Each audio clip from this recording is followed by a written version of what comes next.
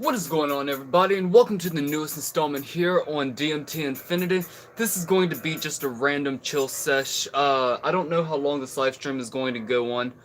We'll probably let it get to about the 1 or 2 hour mark. We'll see what happens. I was having a lot of technical difficulties before the actual live stream started, and then I had to update my laptop, which it ended up taking about 15 minutes just for it to actually fully update, so that tremendously fucking pissed me off. And there's still shit going on, and then it took about another like 10 or 15 minutes just for my computer to fully like turn on and actually put everything up. I don't know what the fuck is going on with this thing. Feel free to donate to my Cash App. That is # DMT Infinity to help me actually get a better fucking laptop so we don't have to deal with this shit anymore. But, yeah, let's see what y'all are up to. Dracula enters into the live chat and says, "Hey, Infinity, how is the Mad Honey?" We're still going through the, process. As I mentioned in the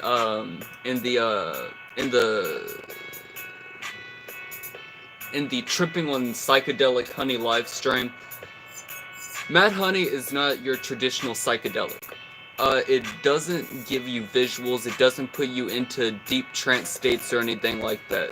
It's not like DMT, it's not like psilocybin, it's not like Salvinorin A, it's not like ayahuasca, it's not like peyote, it's not like any of that. Now, there is a type of buzz that comes along with it, but it's not a substance that necessarily gets you high. It is, the best way that I can explain it is like, it's kind of like weed, kind of, but not some good weed. Like, imagine some Reggie, and imagine smoking like a single bowl of that out of a pipe or something. That is kind of like the buzz that you get from it. It's nothing too dramatic, but it does work as a fantastic medicine for anxiety and depression, or if you have an addiction to something like tobacco or pills, it can certainly help you to not crave that thing as much, but it's not going to be as good of a cure or as good of a medicine as something like psilocybin would be if you were microdosing it or something like that. But yeah, I'm currently still in the process of actually making the actual Mad Honey review. That'll either be a 2 or 3-part series, which is going to be going up on DMT Infinity. And there will be 1 or 2 more live streams where I will actually be live streaming the experience. So those will probably be around the 5-hour mark. The first one went on for quite a little while. The second one went on for about 6 hours. But yeah, we're currently still in the process of that. JS enters into the live stream and says, "Where are you from, brother?" "I'm from the Milky Way galaxy. How about you?" Dracula says he's from Louisiana, I think. Yes, I am. One of the worst fucking states in the United States of America. Granted, I do have to say that with this whole pandemic thing going on, it hasn't really affected my area as much, so I am quite grateful for that. And JS says, "I believe it, LOL. My shaman man, what do you think of..." Oh, dude, I am not... No, I would never want to be a shaman. It's not the lifestyle that I live. If anything, I would consider myself to be a shamanologist, but certainly not a shaman. But JS says, "What do you think of ketamine?" Wait, what do you think of ketamine? It is my doc for some odd reason. I've never tried ketamine. I've heard a lot of really good things about ketamine, but I've never had any experiences with it myself. The first time that I ever heard of ketamine was from Adam, the host of Psych Substance, because he had mentioned that one of his friends or one of his friends' girlfriends or whatever, did ketamine, and his first time learning about it was whenever she kept saying that she was in the K-hole, which is apparently something like some sort of mindset that you get into whenever you're tripping on ketamine or something. God, it's so fucking cold outside. But I've never actually tried ketamine myself. I am interested to try it, but it's not on my bucket list of substances to try. 99% of all of the substances that I am interested in, I've already done. So I'm not really looking for any new drugs. I'm not that kind of person. I don't like random drugs. Like, if you present me with like a new research chemical, the chances of me taking that are less than 0.00001%. Just for the simple fact that I'm not into stuff like that. I smoke weed, I take plant-based traditional psychedelics. I just... Yeah, man, I'm just not into all of these new drugs and, like, research chemicals and all that shit. I smoke weed, I drink alcohol, and now my fucking music stopped. Oh, you gotta be fucking kidding me, man. Why are we having these fucking issues, dude? It is like literally as the fucking days go by, my fucking laptop just gets worse and worse and worse. And I try uninstalling shit all the fucking time, but that just doesn't seem to help. And then before I updated my computer, my music player wouldn't open. But yeah, let's see. Dracula says disassociatives are my docs too. I'm not sure what that is slang for, but I'll assume that it is like that is my to-go-to kind of thing. JS says ketamine and acid is pretty wild combo, lol. You might enjoy it.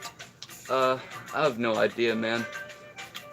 If you go over to my, I have a backup YouTube channel. It is simply called Trip Report. I haven't posted to it in years, but I did post one video to it the other day for an experimental series that I'm working on called Trips from the Web, where I read off people's trip reports that I find online, and the one that I did is called Ketamine and DMT Trip Report. So that was pretty fascinating. The person ended up having a wonderful experience, and it changed his life dramatically, and he ended up going off on a more sober path in life, so it really did help him. Fuck, it's fucking cold. JS says, it's a very bizarre experience for sure. Yeah, I would imagine from what I've heard from it. Hey yo! Kay just entered into the live chat. Kayla Johnson Music. Fuck yeah, if y'all haven't checked out her channel, go check out her channel. She has a beautiful voice, man. Let's see. Dracula says, my favorite. JS says, ketamine makes my kitchen look like a museum. That's cool. I don't know if you've heard of a band called Spangle, but Spangle has this album called Museum of Consciousness. I love it. I haven't listened to it recently, and I've actually been listening to it less and less as time goes by, because I listened to that album so much, like so many times, that it didn't lose its magic for me. It's just like, you know, whenever you listen to something so fucking much that you just don't want to listen to it anymore because it's just already in your mind. Like, that was the point that it had got for me. JS says, Doc is drug of choice. What the fuck is Doc? What are you talking about? K says, hey! JS says, yeah, I like your Trip Reports series a lot, bro. Keep it up. Do some more. Well, the Trip Reports that I have on DMT Infinity are actually trips that I've had. But over on the Trip Report YouTube channel, that is my new experimental series called Trips from the Web, which those are not trips that I've had. I'm just reading those off of websites like Arrowhead. But yeah, y'all can go check that out. But if y'all just want to hear about my experiences, then y'all can watch my Trip Reports here on DMT Infinity. Dracula says, holding on ketamine while on L plus ambient music. It's fucking crazy, man. I'm not into combining a shit ton of substances together. Whenever I combine substances together, it's usually with like, I don't know, like psilocybin mushrooms and cannabis, or LSD and cannabis, or alcohol and cannabis. Usually something with cannabis. I don't really combine a lot of substances together. Unless it's like, I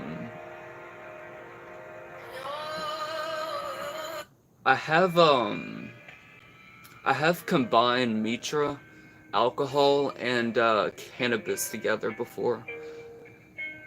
Get you high as fuck, man.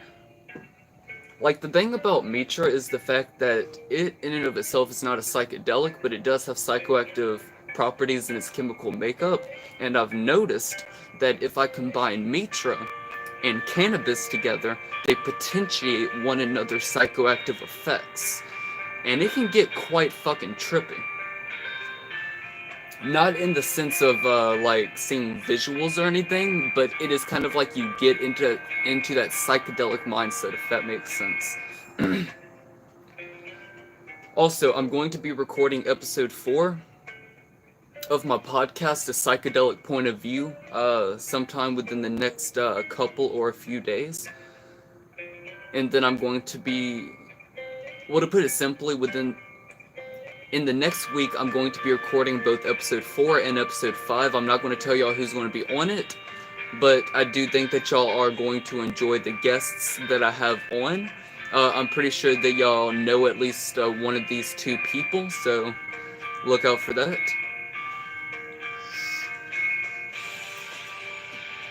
But yeah.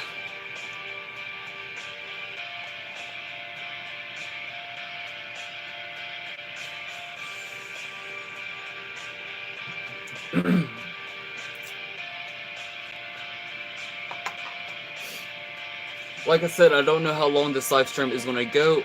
It may go to like the 1 or 2 hour mark. We'll see what happens. But I have a shit ton of work to do tonight. And I'm also going to be recording the next episode of my Let's Play series for my Madagascar 2005 Let's Play.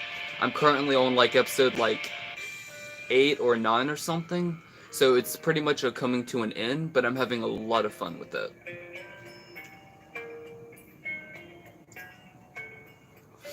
And I don't know what I'm going to be playing next on my gaming channel, but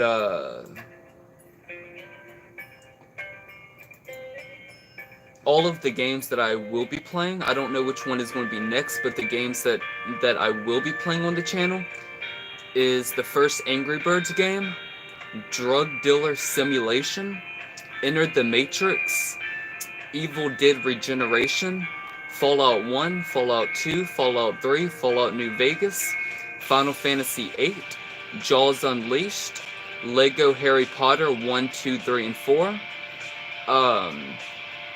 Megaton Rainfall, Plants vs. Zombies, the very first one, the original Slender game, Sonic Heroes, Spider-Man 2002, The Punisher 2005, The Suffering, Thomas Was Alone, Toy Story 3, and the first Transformers game.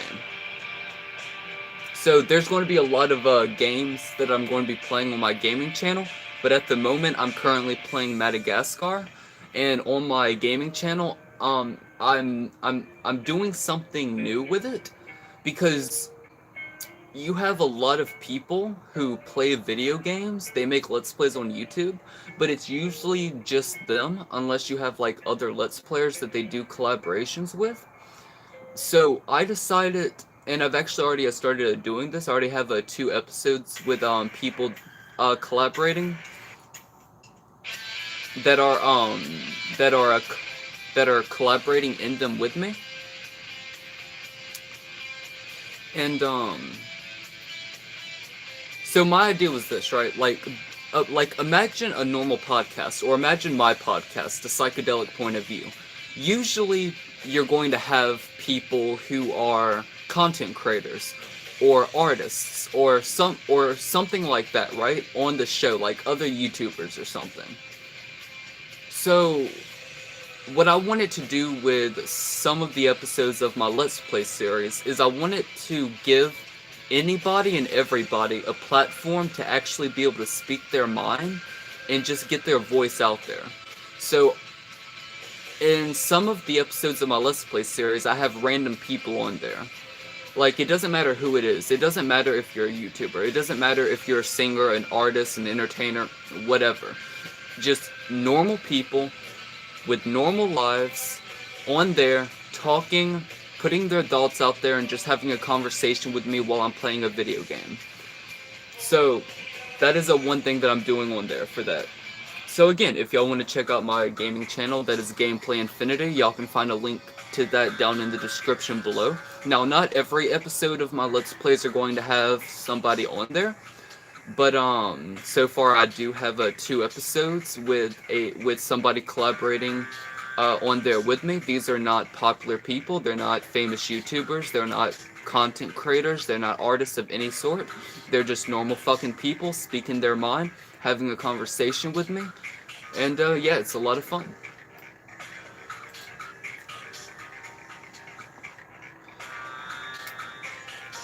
Dago Moss enters into the live chat and says, "What do you think about the actual situation, critical and horrible situation happening in Peru right now? I don't know what is going on in Peru right now. I don't know what you're talking about. Feel free to elaborate on that. Let me know what is going on, and then I'll give my first impressions of that. W illicit slash worm enters into the live chat and says, "Bah, it's 7 a.m. here. It is currently 7:46 p.m. my time, and it is cold as fuck outside." Dracula asks, "What's happening in Peru?" See, I have no idea. That's what I'm trying to figure out.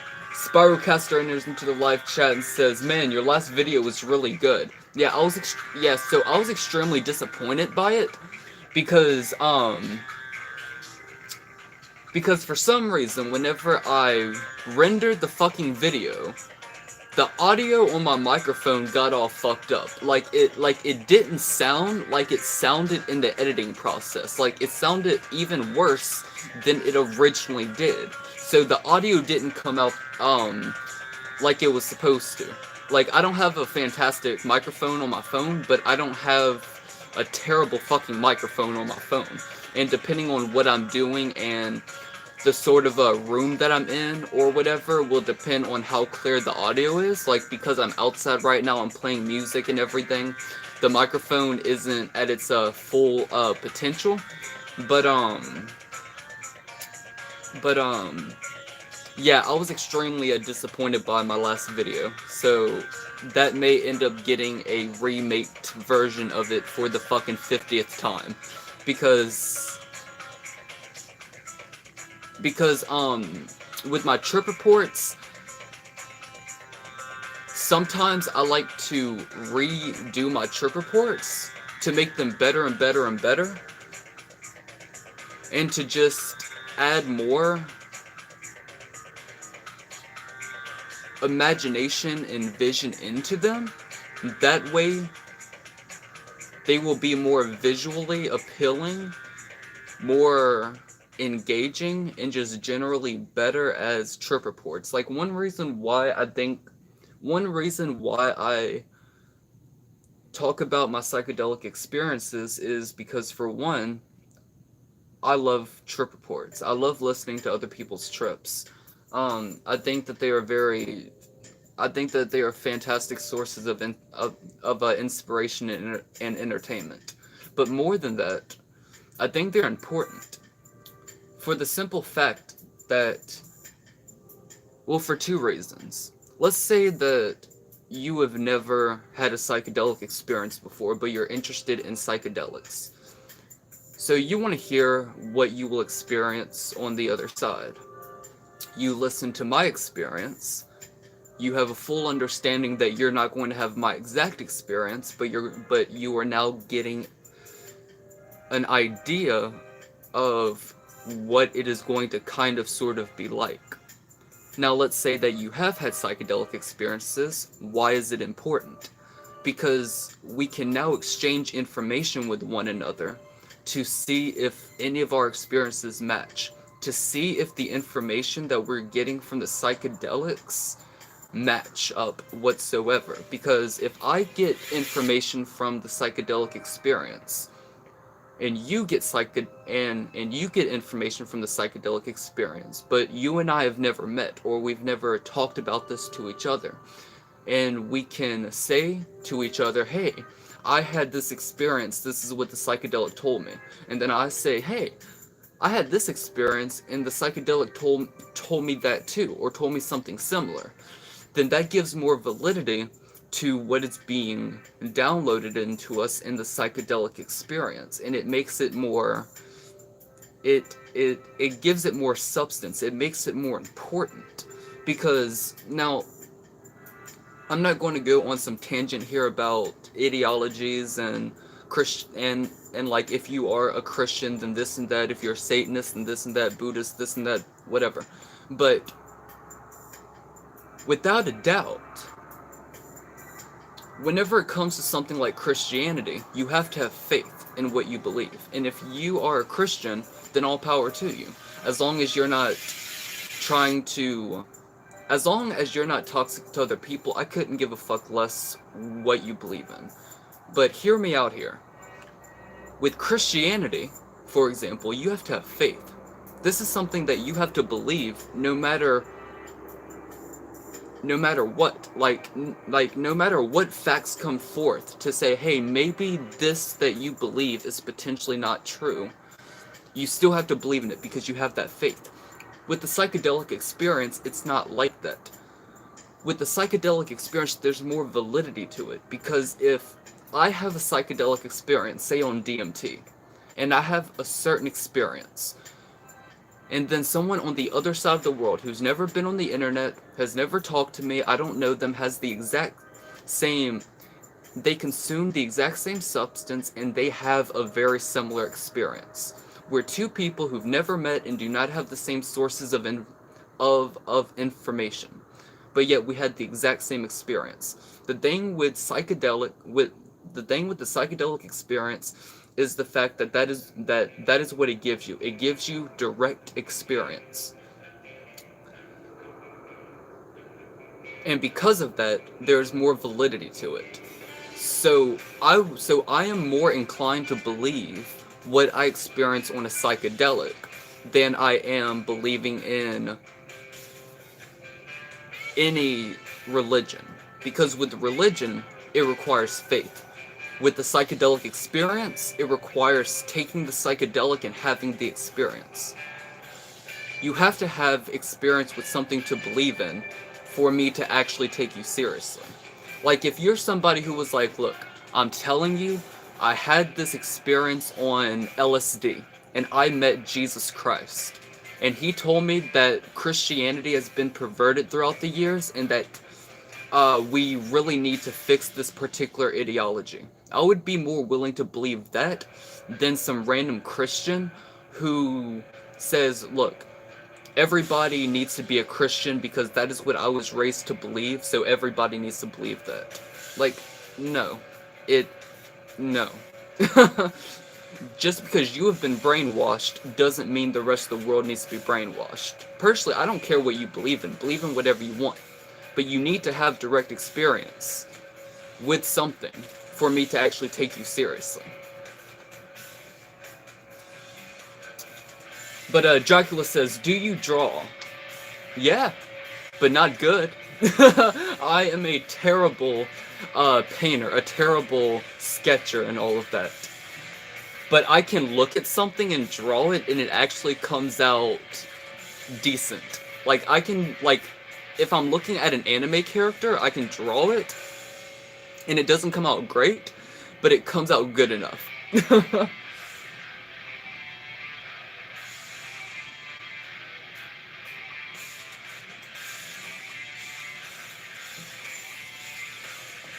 W illicit / worm. I'm gonna call you W. W asked. No, I'm sorry. W says it's an art to write a good trip report. I mean, yeah. I mean, you could look at it like that. I mean, a lot of things can be considered art. Life is art, in a sense. And personally, I'm a better writer than I am a speaker. Now, if I'm like really fucking high, in a very specific mindset, in a very specific mood, I can pretty much talk like I write. But I'm not the best speaker, especially if I am like having a million thoughts running through my head all at once. But yeah.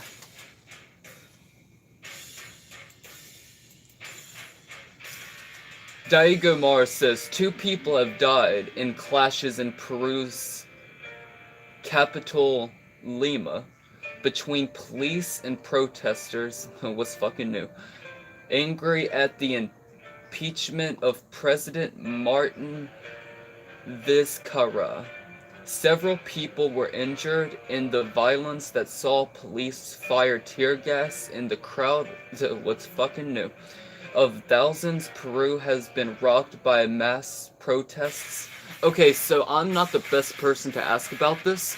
I would recommend checking out a YouTuber named Pierre XO, and maybe attending his live streams or something and asking him about it, because he lives in Peru and he is a lot more invested into that sort of thing. I'm not the best person to ask about that because, first of all, there's nothing that I can do, and everything that I have to say is kind of like common sense shit. Like, first of all, why is this going on in the world?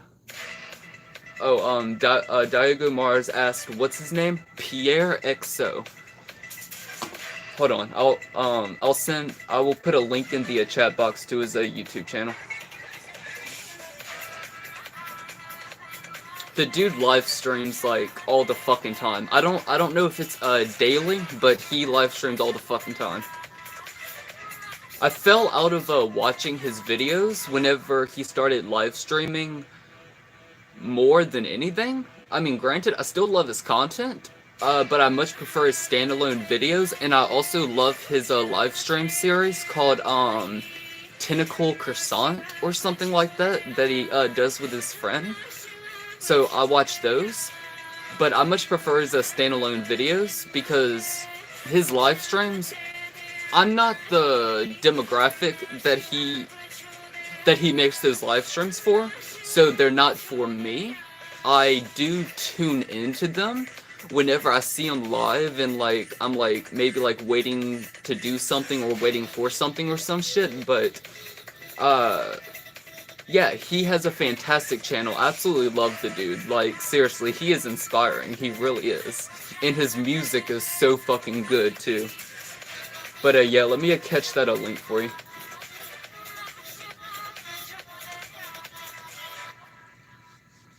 Also, for those of you who don't know, my next album is going to be releasing January 1st of 2021.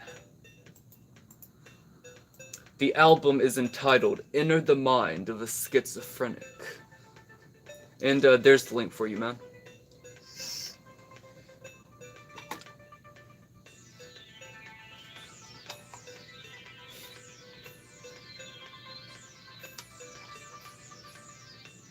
But yeah, I mean, like, if you want to know how I feel about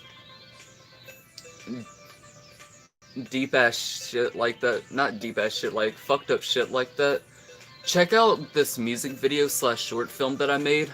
It is called What the Fuck is Wrong with This World? Please Just Stop. I poured in my fucking heart and soul into that bitch to try and like express my emotional state whenever it comes to shit like that in the world. It's really fucked up, man. Like, we live in a very, very, very immature world, and it's sad because, like, if people just had a less inflated ego, that would be a good first step in the right direction. But a lot of people fail to realize that one of the biggest and one of the main issues in the world is excessive ego. Granted, people need an ego. Like, I hate the idea in like spiritual and psychedelic communities where they're like, oh, it would be better if people didn't have egos. You should try and kill your ego. This, and that. No, we need an ego. We need our self-sense of identification. That way I know that I am me, you know that you are you, and just that sort of thing. The problem isn't the ego. The ego isn't the problem. The problem is excessive ego. The ego is like a child, and our higher self, whatever you want to call that, that should be the parent to the ego. They need to live in harmony with one another. You need to create equilibrium between the self and the ego, because whenever the ego becomes inflated, that is whenever it starts to become toxic and starts to put off all of this negative shit. Excessive ego is the cause of rape and murder and war and conflict and all of this other dumb negative shit in the world. But all problems in the world can be traced back to excessive ego.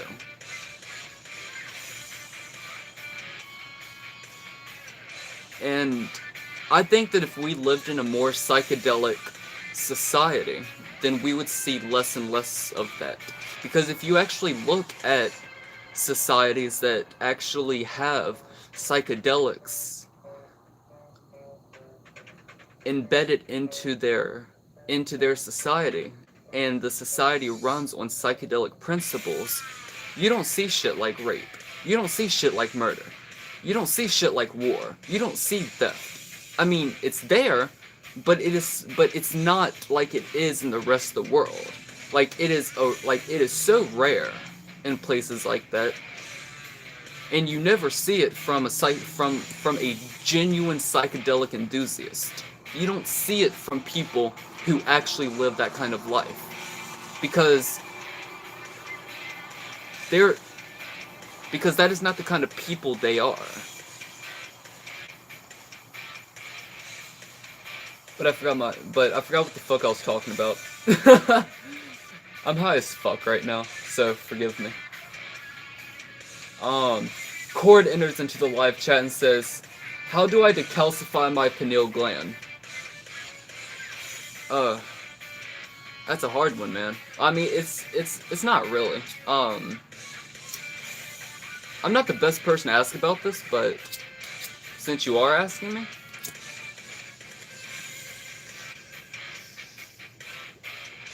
diet is key. You need to have a healthy diet.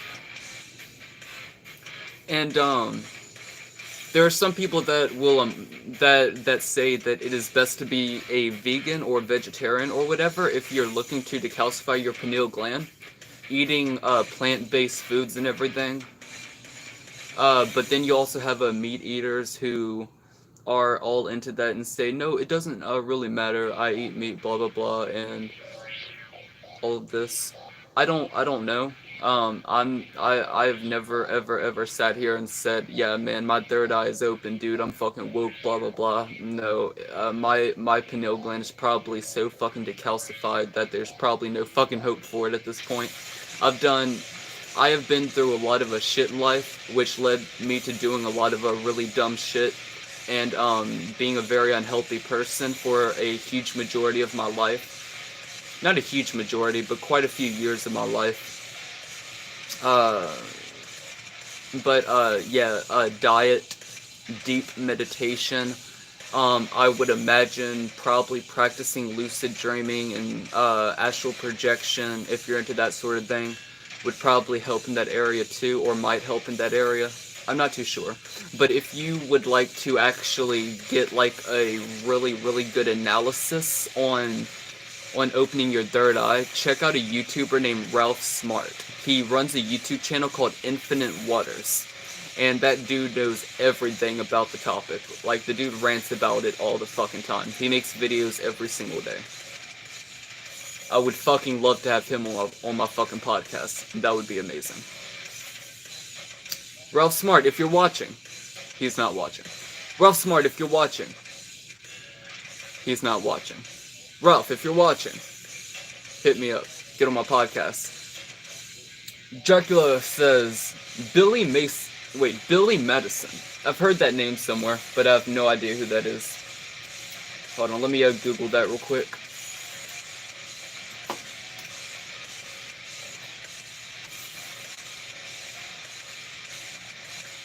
I'm seeing a movie.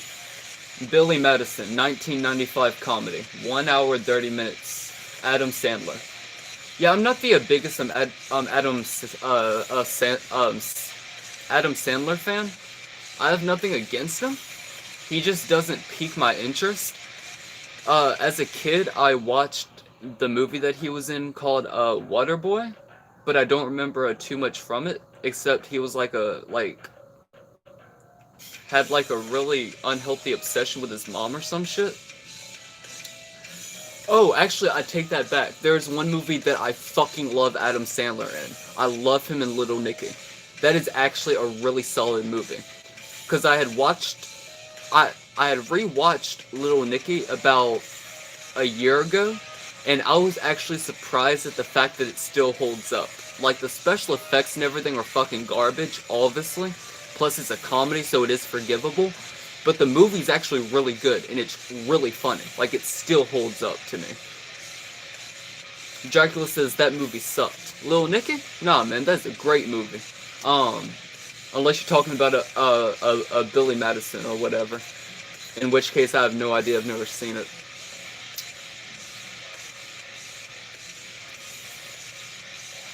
Dracula says the Overboard one.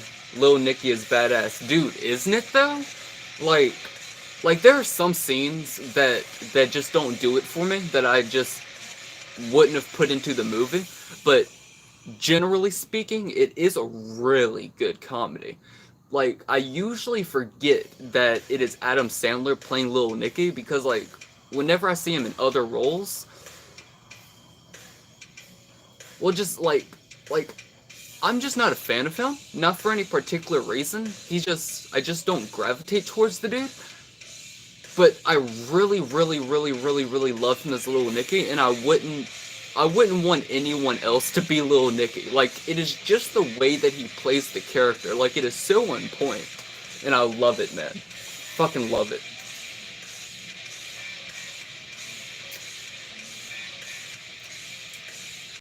But yeah, we're almost an hour into this live stream. We're going to let it go for about another 30 minutes to an hour, and then we'll call that an episode, and then I'm going to get back to work. I have a lot of surprises for y'all. Like I said last month, the reason why I wasn't posting as much last month is because I was working on so many fucking projects, and 2 of the projects that I'm working on are fucking huge. One of them is literally about 10 hours long. So yeah, but as y'all can see from this month, I'm starting to put a lot more of those projects out, so y'all can actually see what the fuck I've been working on. And what I've posted in the past 17 days is only a taste of what is to come next for the rest of the month, and that is only scratching the surface of what is going to come next year. From the time that I wake up to the time that I go to sleep, I am constantly working on new art, constantly writing shit, coming up with new ideas, editing videos, recording videos. It is literally my life. My entire life revolves around consuming and producing art both simultaneously, and it is literally all I do. Well, not literally all I do. Could you imagine? Dude, I don't take shits, I don't take pisses, I don't eat, I don't go for walks, I don't breathe. I create and consume art. That is what I do. Cord asks, have you ever encountered the zipper archetype on Salvia? I don't know. I don't think so. I have Salvia experiences that I can't fucking remember for the life of me. Like, literally, as soon as I came down, I remembered that I'd experienced something dramatic, but I had no recollection of it. But no, not that I can remember. I don't ever want to smoke salvia again, but I do plan on eventually, I don't know when, consuming Salvia divinorum in a traditional manner where you take the leaves and you chew on the leaves. So that is certainly something that I want to do, but Salvia does not like to be smoked. The spirit of Salvia does not like to be smoked, and she will fuck you up for doing it like that. Maybe not everybody, but most people, because there are some people that I've noticed that seem to actually be able to smoke it and get profound, enlightening, life-changing effects from it, and they smoke it all of the time. Maybe you have to have a very specific relationship with the spirit of salvia for that to be the case, but in most cases, it is best to not smoke salvia, but to do it in a traditional manner.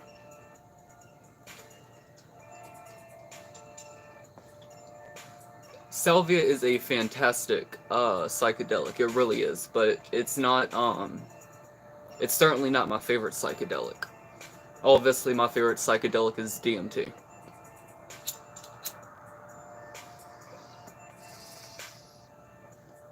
But funny enough, like if you told me you can have one drug for the rest of your life, an infinite supply, but you have to give up every single other drug, what drug is it? I would not say DMT. I would say cannabis. I love DMT more than I love cannabis, but I would rather have cannabis 24/7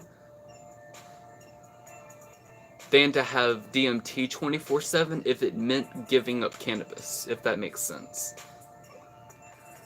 But like off the top of my head, I would have to say that my top 5 favorite psychedelics in this order would have to be DMT, psilocybin mushrooms, ayahuasca, LSA, which comes from morning glory seeds and Hawaiian baby wood rose seeds, and LSD. Or LSD and then LSA. Something like that. I've had profound experiences on LSA. That is a very beautiful substance. Though, if you want to talk to somebody or hear about somebody's experiences who has had tremendous amounts of LSA experiences, check out a YouTuber named Mark Dreams 2. And you can also check out his YouTube channel, Mark Dreams Trip Reports. That dude right there has had more psychedelic experiences than I could ever even fucking imagine. That dude has gone into realms that I couldn't even begin to fathom. That dude is crazy in the most beautiful way possible. And he's also an amazing fucking rapper. Like, bottom line, my number 1 favorite psychedelic rapper, period. That dude is a phenomenal content creator. That dude is great at what he does, man. And I've also had him on I've done 2 collaborations with him so far as well. He's been on episode 0.5 of my podcast, A Psychedelic Point of View, which was originally going to be episode 2 of my original podcast, Podcast Infinity, A Conversation from Hyperspace. And then I had him on episode 1 of A Psychedelic Point of View.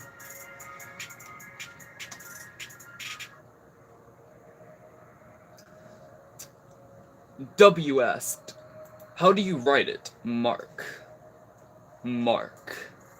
Dreams 2. And also, you can check out both of the episodes of my podcast that he was on. In episode 1, I was pretty fucking drunk, so I was a lot more incoherent than I would normally be. And in episode 0.5, I was just high as fuck, so I was more coherent than I was in episode 1. Cord asked, do you think there's a certain age you should reach before smoking DMT? I think it depends on the individual. I think that whenever it comes to children taking psychedelics, that males shouldn't be the judge of that. I think that females, the actual mothers, should be the judge of that. I'll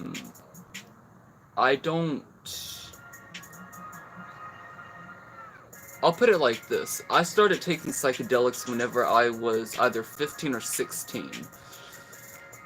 And if it wasn't for those experiences, I would still be an egotistical, narcissistic, self-absorbed little bitch. So, what psychedelics did for me was make me into a much more open-minded, open-hearted, generally kind and caring, and more intelligent individual.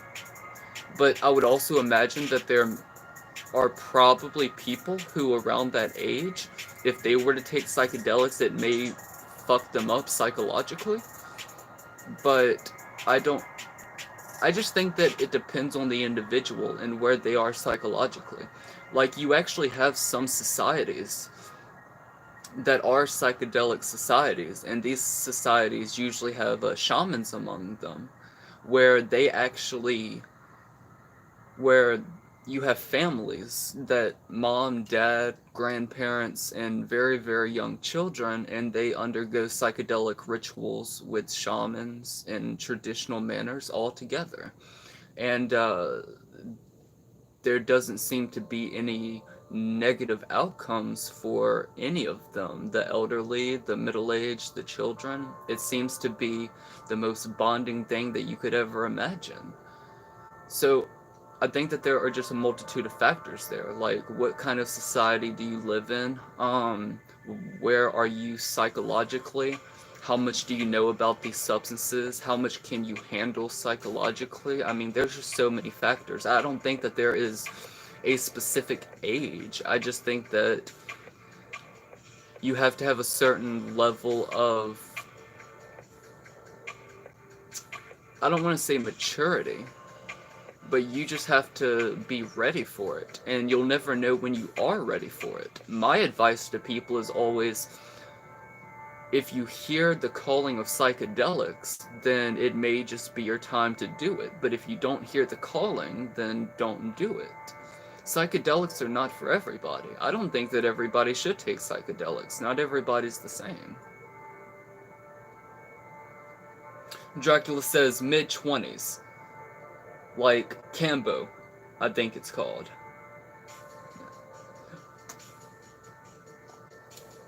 I first did DMT whenever I was either 16 or 17 or something. But the first time that I did it, I smoked it out of a pipe. I didn't vaporize it. And I had combined it with cannabis. But that was a pretty interesting experience. The first time that I ever did DMT, I had the song Lateralis by Tool playing on repeat. Because at that point in time, that was my favorite fucking song ever, period. So I had that playing on repeat, and that experience was fucking amazing, dude.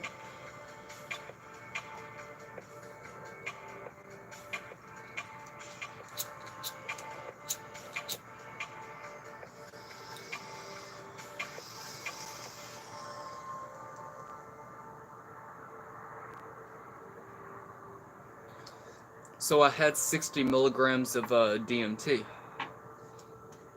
and I had my pipe, and then I loaded that with weed, and then I put a layer then I put the 60 milligrams on top of that, and then I put another layer of cannabis on top of that.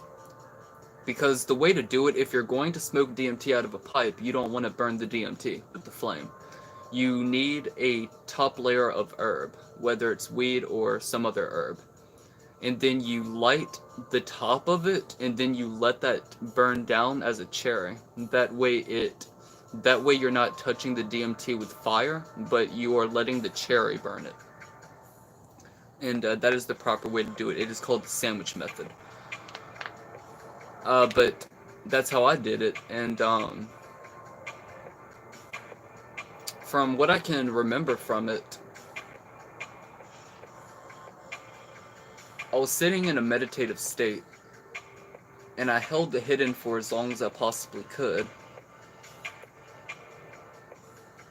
And then I remember leaning back, so I was laying down, and all of a sudden it was like pink and purple or something like that. It was some sort of clouds that started to form above me. And all of a sudden, the clouds started to rain information into my soul. And then, so there were 3 other people there as well. And they said that I never leaned up. So I think I had an outer body experience, because they said that I never leaned up. But I specifically remember leaning up and looking at the wall in front of me, and there was this portal. It was like a portal to another reality. And there was this entity made of light in front of it. And from the entity's body, it fucking Kamehameha waved this fucking beam of light and love and information and wisdom and like all of this positive shit into the essence of my being. But yeah, that is like the most that I can remember from the most extreme parts of that. And then I just remember getting up and like I started going on like these deep ass fucking rants to one of the people there with me. And I'm just like going on and on and on and on, like with all of this like deep ass insightful shit. And I'm like blowing their fucking minds. But I can't remember too much more than that. But that was a pretty intense experience though, for what it was. And every other time that I've ever done DMT, I've had a crystalline vaporizer, so I've always vaporized it every other time. Oh, also, if y'all have not seen the 3 trailers to my upcoming movie / documentary, go check those out. Y'all can find those on my channel. They're titled Vlogger's Life. Vlogger's Life. Trailer. Wait. Vlogger's Life trailer. Vlogger's Life trailer number 2, or something like that, or teaser trailer or some shit. And Vlogger's Life final trailer, and then I have Vlogger's Life teaser clips, where y'all can actually see clips that'll be in the movie. That is the 10-hour movie that I'm working on. To put it simply, it is basically like it is kind of like the 10-year anniversary of me being on YouTube. And it is like a compilation of like more than 50% of everything that I've done on YouTube throughout the years, all into one video, but there will also be clips in between that'll give context to everything. And it'll all be put out like that. Like, there's gonna be a lot more than that in it, but that is the general idea of what it's going to be.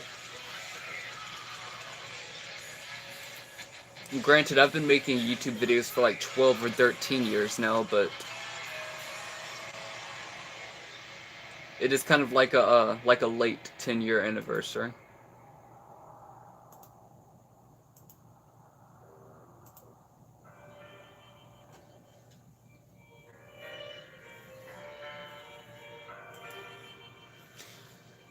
But yeah, we're almost an hour into this. Again, we'll go for about another 30 minutes to an hour, something like that. We'll see what happens. And then we will call that a live stream.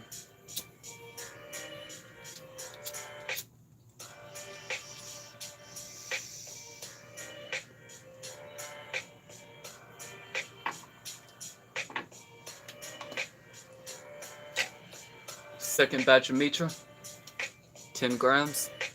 White Mahakam.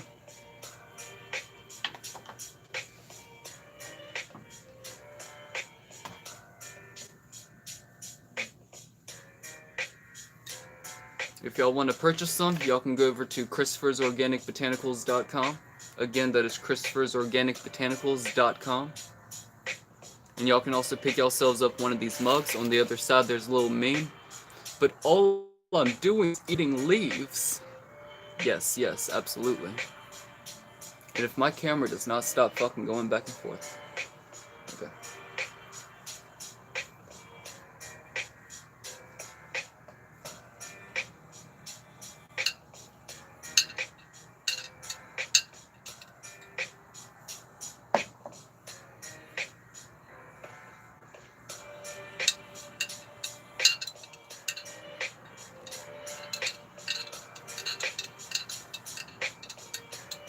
And also, I don't know when, but at some point, because it's been like 5 or 6 months since I recorded the last episode, I'm eventually going to continue my Helsing Abridged series. Well, my Helsing Abridged reaction series.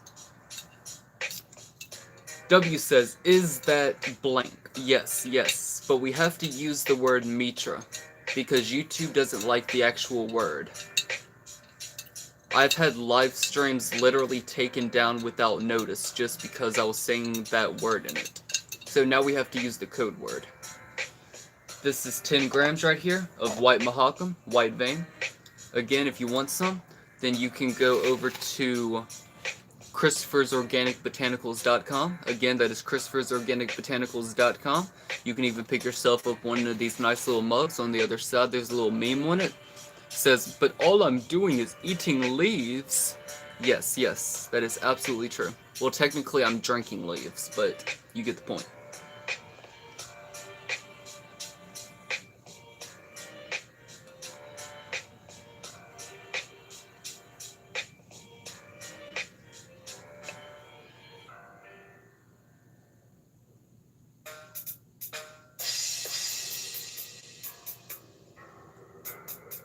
And by the way, no, this is not Mitra in water. This is Mitra in tea. I cannot drink Mitra straight. Mitra tastes so fucking nasty. Like, I've had people ask me, how can you drink that nasty ass shit? And the best way that I can explain it to people is, okay, so think about it like this, right? You don't drink vodka for the taste. Oh, I mean, some people do. But generally speaking, you don't drink vodka for the taste. You don't drink whiskey for the taste. You're not drinking moonshine for the taste. You're not drinking Mitra for the taste. You're drinking it for the effects. It doesn't taste good, but the effects are well worth drinking it down.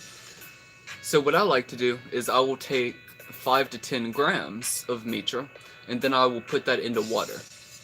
And then I heat that up for about 1 to 2 minutes.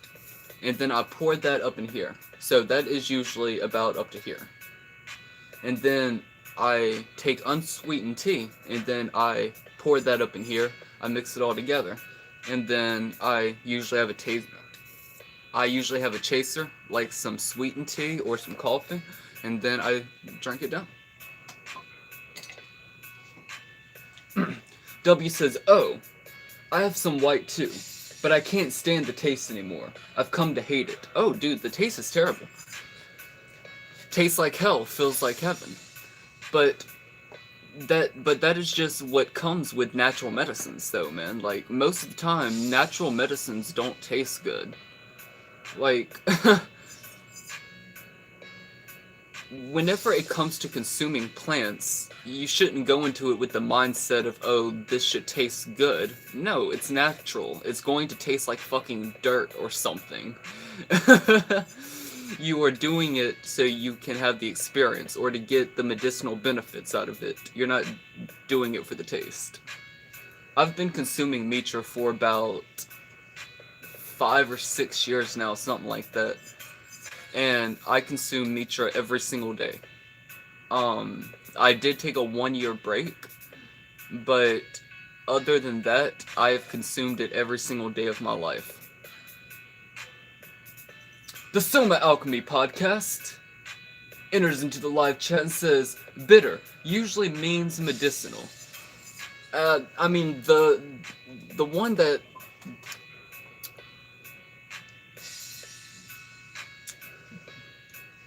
The yellow vein, whenever it comes to Mitra, is the one that tastes the worst to me. That one has, like, a terrible, terrible, terrible fucking taste. The one that tastes the least disgusting is, at least in my opinion, is the red vein. The red vein is the one that I can stand the most whenever it comes to the taste. But I don't usually consume red veins. I usually only consume white and green veins because we'll get back to that in just a minute. Enjoy the music. I'm gonna go take a leak real quick.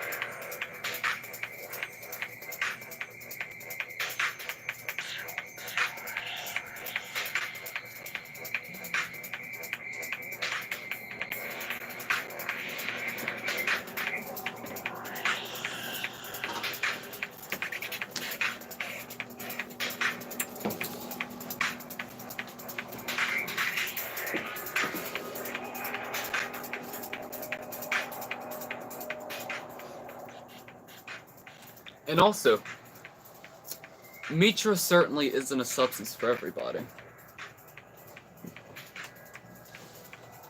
In fact, I think that it is. I mean, there are millions of people who do it, and there are probably over 1 billion people throughout all of history that have done it. But it's not a substance for everybody. In fact, I think that most people are better off just not having it in their lives. But for people that synergize with it, it's a miracle drug. Like whether you're using it for medicinal purposes, like chronic pain, or depression or anxiety, or you use it for more. I don't want to use the word recreational, but if you're using it for like productivity purposes, like for example, I don't use Mitra for medicinal purposes. It helps me medicinally, but that's not why I use it. I do suffer from extreme depression and anxiety, and I've experienced a lot of trauma in my life, so it certainly helps me in those areas and helps me therapeutically, but that's not why I consume Mitra. I consume Mitra for productivity purposes and motivational purposes. Mitra helps me as an artist. It also gives me enough energy to where I can stay awake for up to 2 days at a time and actually get a lot more work done. It also helps me to create art. It helps me to dive into my unconscious and bring things out of it into my conscious mind that I otherwise wouldn't be able to. It helps me to dive further into the imagination and pull more things out of it in realms that I could have never even fathomed before. And overall, it is a great source of inspiration for me. And because I'm able to stay awake for about 2 days at a time, I can get so much more work done. And then whenever I finally do pass out, I can have that 12 to 20 hour um, period of sleep so I can actually reset my brain, but also be able to go into very, very, very interesting and deep and vivid dreams because Mitra gives me some of the most magical and vivid dreams that I've ever had in my entire life. I love to dream. I love to dream. I love to sleep. So it also helps me with lucid dreaming.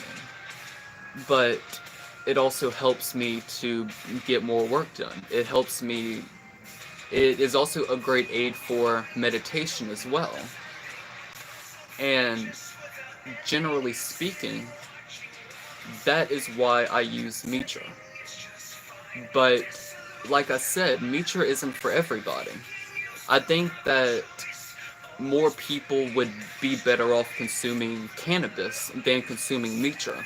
But also, like I said, I think that for people that do synergize with the plant, it is a miracle drug. Whether you're using it for medicinal purposes or you're using it for productivity purposes or creative purposes.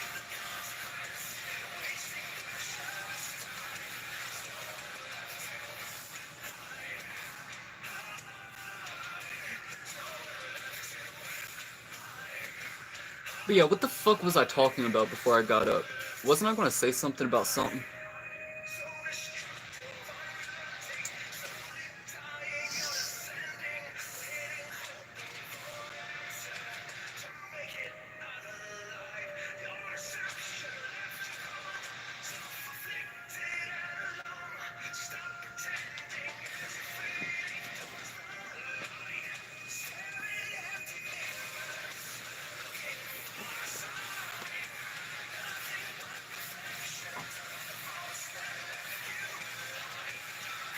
Bitter usually means medicinal. Alright, so I can't remember exactly what the fuck I was going to say, or if I already made my point about that. But yes, I agree. And medicines usually don't taste good. And some of the best medicines taste like shit. But that's because they're natural.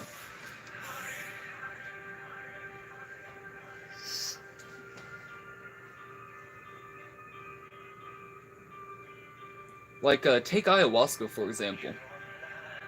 Tastes fucking terrible. Like, really, really, really fucking bad. Granted, if I'm using the Banisteriopsis capivine for the monoamine oxidase, the MAOI, I actually don't mind that taste, but if I'm using Syrian Rousses for the MAOI, oh god. Fuck, man, like, even that smell makes me want to throw up. Fuck, man. But whether I'm using Acacia Confucia or Mimosa hostilis for the DMT, tastes fucking terrible. But yet it is one of the most profound experiences that you can fucking have. Oh, my ayahuasca experiences were fucking phenomenal. Like, I never thought that I would ever hold another DMT in such high regard as I do DMT until I had my ayahuasca experiences. And yes, obviously, ayahuasca has DMT inside of it, but it's not the same experience. It doesn't do the same thing. Like, oh my god, dude.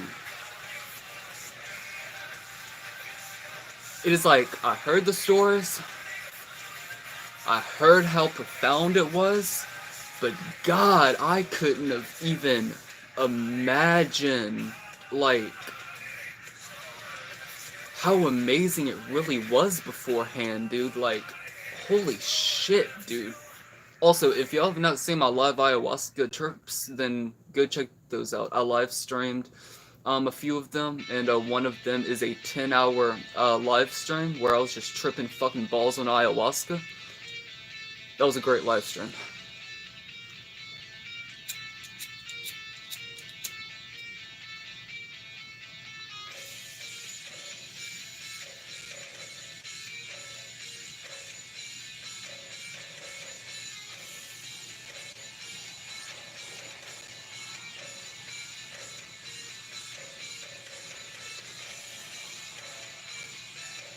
Okay, so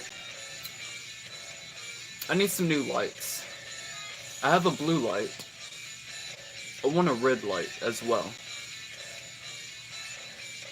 That way I can have the blue light right there and the red light over there, or vice versa. And I need a tripod, because right now I have a handheld tripod, which is technically called a selfie stick, or as my friend Random Stranger likes to call it, a narcissist stick. And I have that inside of a bottle of gin right now. So I have that inside of an alcohol bottle, holding that up, holding my phone up, and I also need a new laptop. So, if y'all want to help me out in that area, then y'all can go over to my Cash App, that is Cash App. Then y'all can go over to my Cash App, that is $DMT Infinity. Again, $DMT Infinity. Y'all can find a link to that down in the description below, or just go onto my channel and y'all can find a link directly to that. And y'all can donate anywhere between $1 and $10 million, and that would be amazing. Most of that money goes right back into DMT Infinity. Right now the plan is for every $1,000 that I make on Cash App, I will not be touching any of the money on my Cash App until it reaches the $1,000 mark. I'm going to take $300 of that out and I'm going to save that. And then the other $700 I'm going to invest right back into the channel for props, for better editing softwares, for high quality studio microphones, 4K cameras, just better cameras in general, new laptops, tripods, and a green screen, and all kinds of other really, really cool stuff. So again, if y'all want to help out in that area, go over to my Cash App, that is $DMT Infinity. Again, that is $DMT Infinity. I accept donations anywhere between $1 and $10 million. Sorry, man, but all I have is $10 million and $1. That's fine, too.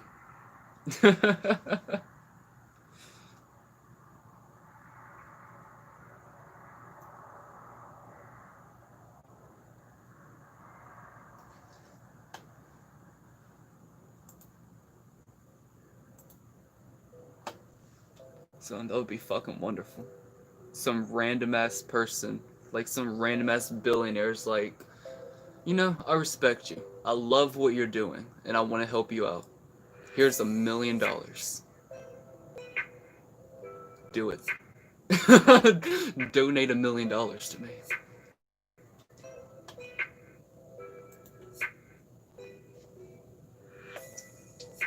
Y'all think my content is great now? Shit. If I had $1 million, I would put all of these other psychedelic YouTube channels to shame.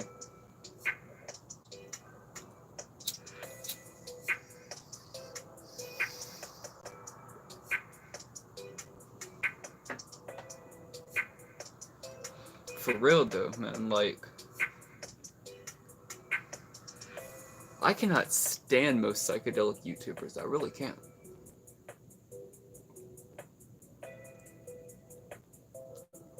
And you'd be surprised, I don't watch as many psychedelic YouTubers as you might think.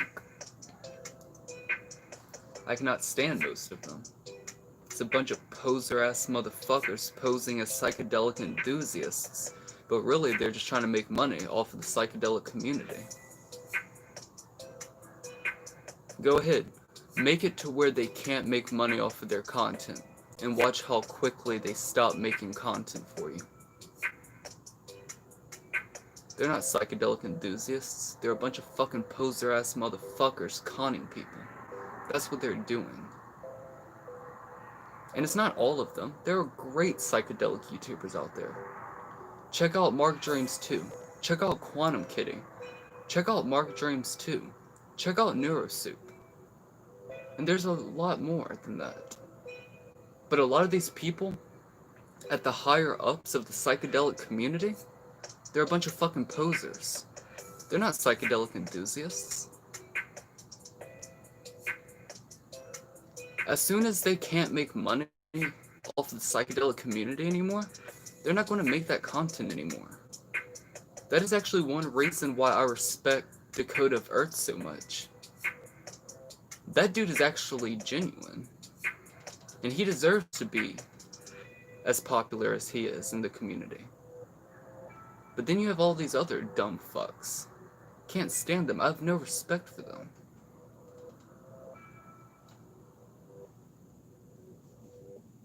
In fact, a lot of them have... I'm not even going to go into all that. Fucking bitches, dude.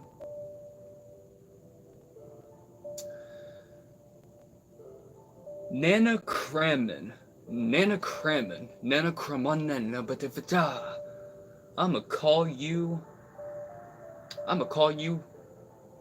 call you Min. Min enters into the motherfucking live chat and says, remember Sounddrome? Maybe not psychedelic, but he's an OG. No, I've actually never heard of him. There's one dude that I used to watch all the time. His name is a CG Kid, but he hasn't made a video in like 5 or 6 months or something. I've talked to him recently on Instagram, but I don't know what he's doing these days. He had, oh, I was really hoping that he would keep making music, because he ended up making this badass fucking music video, and he just never really did anything with his music. Min says hopefully he's alright. Oh yeah. From what he had told me, he's doing great. He's living out a sober lifestyle now. Fucking love that dude. It's just he doesn't fucking post anymore. But I mean, to some degree he was a psychedelic YouTuber, but he was he's more of like a drug channel, just in general. He I don't know if he'll ever come back to his channel, but the dude left behind a masterpiece of a fucking YouTube channel. And it helped so many people who were addicted to like really fucking hard drugs. Helped so many people get sober. Like, the dude is a great, not only a great entertainer, but he's a fantastic educator. Fucking love that dude. So I hate to see that he's no longer posting content.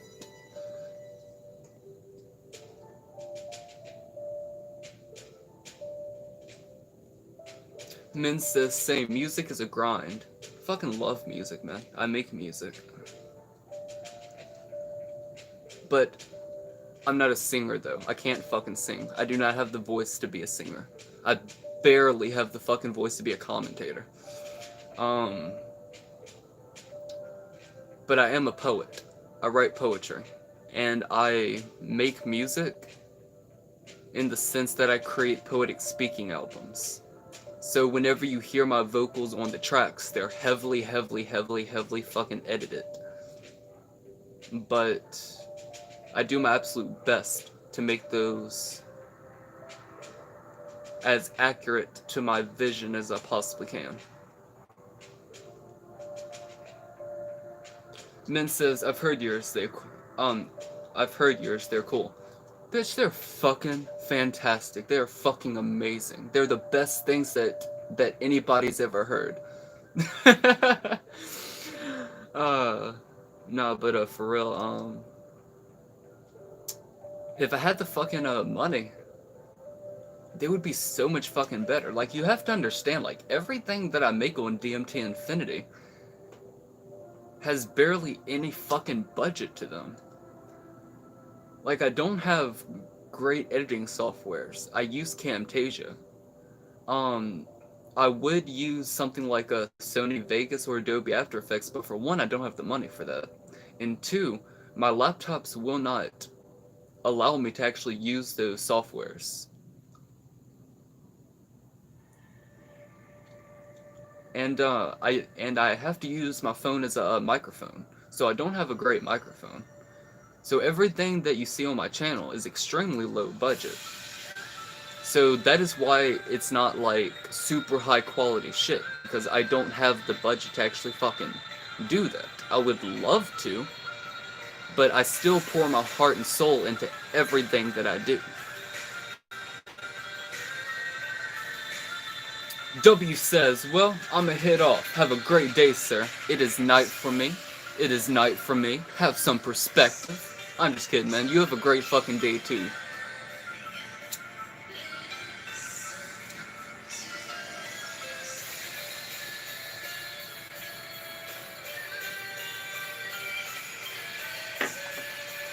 I'm actually be hitting off as well in about 30 minutes. But before then, again, if y'all want some mitra, then y'all can go over to Christopher'sOrganicBotanicals.com. Y'all can get yourselves one of these mugs right here. Nice fucking mug. Fucking love it. I use it every single day. On the other side has a little meme. But all I'm doing is eating leaves. If y'all haven't seen my unboxing video for Christopher'sOrganicBotanicals.com, then go check out my unboxing video for Christopher'sOrganicBotanicals.com. I also had the founder of Christopher'sOrganicBotanicals.com on episode 2 of my podcast. And this is actually a little bag from his website as well. Nice little fucking bag. Also got this little measuring spoon right here from Craybot.com. Fucking love this bitch right here. Use it all the time. Use it every single day. And then we also got some products up in here as well. I haven't opened up this one. I'm going to be doing a review on it. This is the Red Bentagani strain sent over from urbanblank1.com. And then we also got some from Christopher'sOrganicBotanicals.com. Christopher'sOrganicBotanicals.com. Christopher'sOrganicBotanicals.com. Christopher'sOrganicBotanicals.com. Christopher'sOrganicBotanicals.com. And Christopher'sOrganicBotanicals.com. We've got White Mahogany. We've got Red Agatha. We've got Green Manda. We've got Red Vietnam. We've got Green Indo. And we've got Yellow Manda. Oh, that is going to taste so nasty. Oh, that is going to taste so fucking nasty.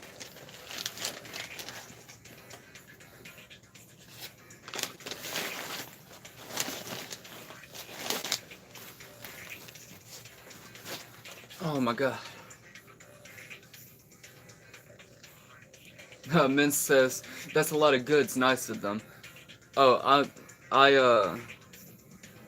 there's about, 25 or 30 different, Mitra websites that I collaborate with. So, I'm usually very, very, very stacked on Mitra products. I do reviews for them all the time over on my Facebook page, but Facebook has been like... So Facebook is starting to pull a fucking YouTube, where they're now starting to censor Mitra-related videos. So I posted a Mitra review. It is the third part of my urbanblank1.com review, because that was a 3-part series. And then I posted part 3 of it, and as soon as I posted it, Facebook like takes it off, and they send me this fucking message where it is like, your post goes against community guidelines, blah blah blah. And now I can't fucking post to Facebook for an entire fucking week. So that pissed me off. So then I ended up making a second Instagram account. It is called DMT Infinity Reviews, where I'm going to be posting my Mitra reviews. I would post it to my main Instagram account, but I don't want anything happening to that if Instagram starts doing dumb shit. But there is also a website called Blank Mitra, the actual word, blankwatchdogs.com, where it is all about Mitra. There are forums and pages and groups specifically for Mitra. So I'm posting over there as well. And then I tried making an account over on DMTworld.com. Fuck that website. Fuck those people on that fucking bitch. I thought that DMTworld.com was supposed to be a fucking website where psychedelic content creators could create psychedelic content without being censored. Apparently, I was fucking wrong, and they terminated my fucking account. Seriously, fuck that website. Min says, I still don't fully understand why they want to censor alternative medicine, for lack of a better word. Me either. Like, here's the thing. Let's look at it objectively, right? Let's pretend like you and I hate Mitra. Let's pretend like we can't fucking stand it. We don't like the experience. We just don't like it, right? We fucking hate it. Okay, let's look at it objectively from that point of view. Well, at least it helps crackheads and meth heads and heroin addicts and pill addicts and alcoholics get off of those drugs. At least it helps people get off of shit that has the potential in your life. You know, I may hate it, I may not like it. I don't like that nasty ass taste, I don't like the experience. But at least it helps people not die. Why the fuck is this being censored? Why the fuck is this being censored? That is so fucking stupid. Like, that is dangerous. Like, are you, like, seriously, if anybody over at YouTube is fucking watching this and are responsible for this shit, are you not understanding how dangerous what you're doing is? Are you not understanding that what you're doing is going to get people killed? Are you not understanding that censoring people talking about Mitra is literally fucking dangerous? Are you fucking stupid? Seriously. Do your fucking research.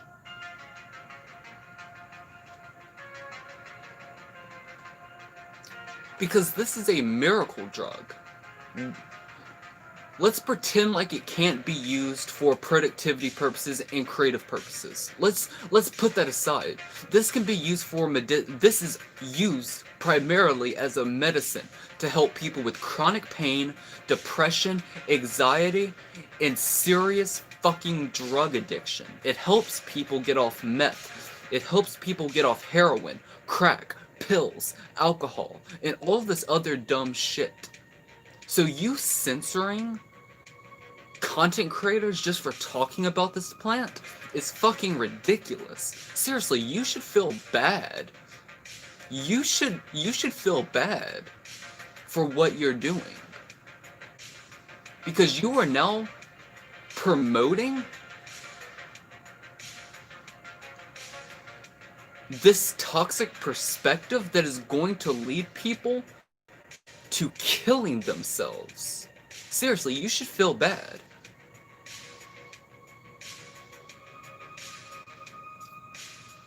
Min says, so they hate those things. FDA trying to stop the vaping industry. So Big Pharma don't like a better option than opioids or Xanax. Makes sense? And here's the thing about vaping. I hate it whenever people are like, oh man, well, we don't know enough about vaping to say if it's safe or not. Well, first of all, it's obviously safer than cigarettes. Yeah, well, we don't know the long-term effects. Okay, yeah, we don't. But it is obviously safer than smoking cigarettes. No matter how you want to look at it, even if vaping ends up becoming dangerous, it is obviously safer than cigarettes. But let's put that aside real quick. Yeah, well, what if you end up vaping something that, like, gives you a seizure or puts you into a hospital? You are a stupid, dumb motherfucker who did not do your research first. Because e-liquids are only supposed to have 3 to 4 chemicals inside of them. Propylene glycol, vegetable glycerin, all natural flavorings, not these fucking artificial flavorings that are being put into them these days, but all natural flavorings and nicotine if you want nicotine. And if your e-liquid has anything more than those 3 to 4 chemicals, propylene glycol, vegetable glycerin, all natural flavorings, and or nicotine, then you shouldn't buy it. And if anything, you should be making your own e-liquids. That way you know for a fact what is inside of it. Vaping, in and of itself, is not dangerous. Did you know that you can vape methamphetamine, and that is dangerous?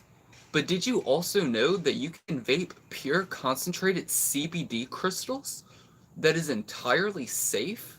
That has no negative repercussions?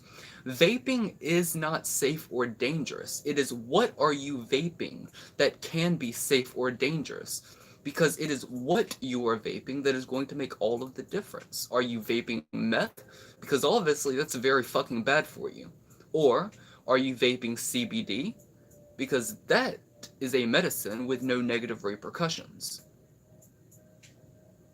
It's fucking common sense. Min says, exactly! Such an obvious logical thought process. It's sad people are so influenced by propaganda. PG, VG, PG being propylene glycol, VG being vegetable glycerin, for those of you who don't know. PG, VG, and food grade flavors. All things and everything we use and ingest every day. Exactly. Exactly. Vaping is, without a doubt, safer than cigarettes. Like, even if there are some sort of long-term effects that we don't know about, and you have to keep in mind that people have been vaping now for over 10 years. But we've not seen anything to say that it's dangerous, outside of reports of people vaping substances that they obviously should not have been vaping, giving them shit like popcorn lung, or giving people seizures. Because like I said, if it doesn't have the 4 main ingredients, you shouldn't be vaping it. And if you want a very, very, very, very good walking, living example of what somebody who vapes ends up turning out like, not personality-wise, but health-wise, check out a YouTuber named Indoor Smokers. Chris vapes 24 fucking 7. And this dude is fucking healthy as a motherfucker. This dude never ended up in the fucking hospital. His lungs are fucking healthy as a bitch. I mean, the dude smokes weed too. But that's aside the point. People need to stop listening to the fucking news whenever they're talking about vaping and shit, because they don't. First of all, they know what they're fucking talking about, and they know they're spreading fucking lies. But in what they're saying, they don't know what the fuck they're talking about. They're fucking stupid. They're fucking. They're bad people. They're really fucking bad people. Yeah, see, Min says no doubt indoor smokers. Fucking love Chris, man. I've been watching that dude's videos since the first like 2 or 3 years whenever he was making videos. Like back before his channel blew up, I was already a huge fan of his. Like I was watching his videos back whenever he was recording his fucking videos on that shitty ass fucking camera.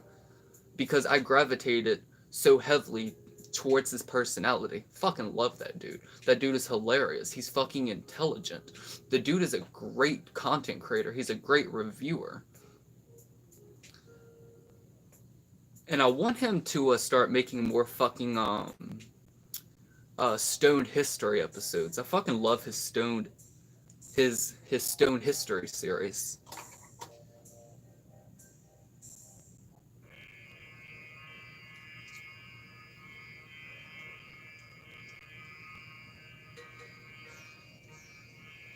But yeah, we're going to go on for about another 20 minutes, and then we'll call that a live stream. So let's go ahead and take a hit of this, drink down some more Mitra, and then we'll go from there.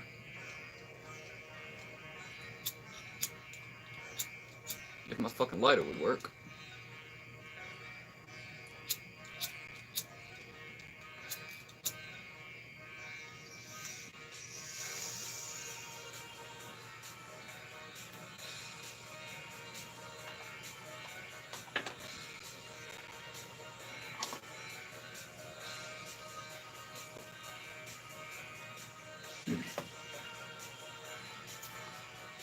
So yeah, before the live stream ends, again, we're going to go for about another 20 minutes. If anybody has any questions that they want to ask, feel free to ask, and your questions will most likely be answered. And starting tonight, I'm also going to be, I'm not going to tell y'all exactly what it is, because as y'all know, when, I don't like to say too much about the content that I haven't uploaded yet, because I like to surprise y'all as much as I possibly can. But I'm currently doing a reaction video right now. I'm not going to say exactly what it is, but it's going to be a long-ass reaction video. It's probably going to be about 3 to 5 hours, something like that.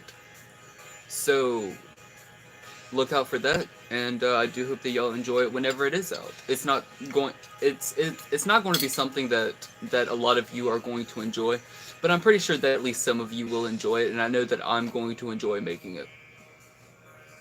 And it's probably going to take me about like 2 or 3 days to actually do it, because what I'm reacting to is going to take about 7 hours in total to actually watch everything. So I'm going to have to break that down between like 2 or 3 days. And then plus the editing process is probably going to take me like another 2 or 3 days to actually edit. But once that is out, that's going to be out. Min says, yeah, I'ma smoke a bit more too. It's so cold outside. Oh, dude, it's cold as a fucking bitch. I don't know if you can fucking see it. It's so fucking cold outside that it looks like I'm fucking smoking whenever I exhale.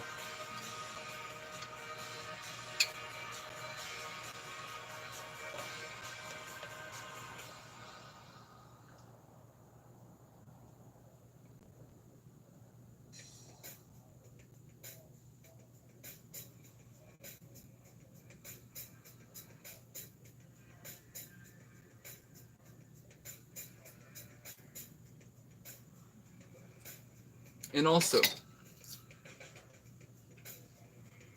on the topic of Mitra, just like with vaping, there's a lot of false information going around about Mitra. People saying, "Oh, well, it's potentially dangerous. It can potentially kill you. It can potentially lead to liver damage. This, and that." And I don't doubt that depending on somebody's biological makeup, if they're consuming, I don't know, fucking 50 fucking grams a day, or per fucking sitting, that yeah, maybe. In most cases, I would be willing to say probably not, but maybe for some people, because everybody's body is different. But it's not a dangerous substance, especially if you're taking it in responsible doses. Each batch that I make, whenever it is filled up to the top, that is 10 grams. And I drink on that for about 1 to 3 hours. So it takes me about 1 to 3 hours to drink all of it down. So I'm drinking about 2 to 3 grams at a time. So I usually end up consuming anywhere between 10 to 50 grams every single day using that method. And I have been doing this for years. Okay, I've been consuming Mitra for about 5 to 6 years. And I also took a 1-year break from it. I have experienced no negative side effects. Even whenever I stopped taking Mitra. And I quit cold turkey. Like, I didn't slowly wean myself off. No, I just stopped. I didn't crave it. I didn't experience any negative side effects from it. No extra depression on top of the depression that I already have in my day-to-day life. Nothing like that. I did not go through any withdrawals. Now, withdrawals is a real thing now, whenever it comes to Mitra. But not everybody is going to experience withdrawals from it. Depending on the person, they will. But not everybody.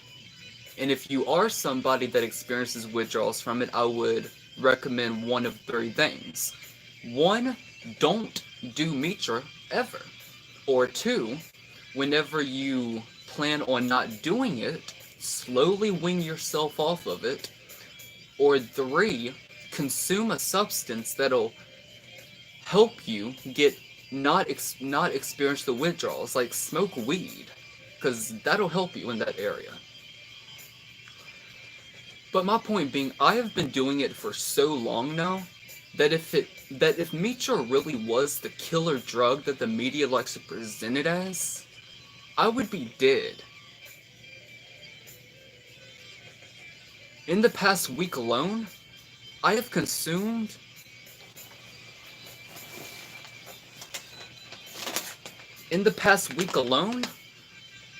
I've consumed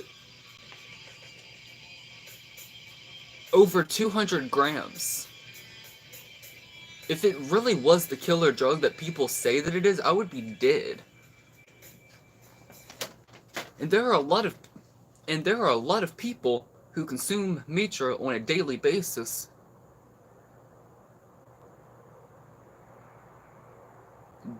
that can vouch for that idea. Like, if you, go check out episode 2 of my podcast, A Psychedelic Point of View.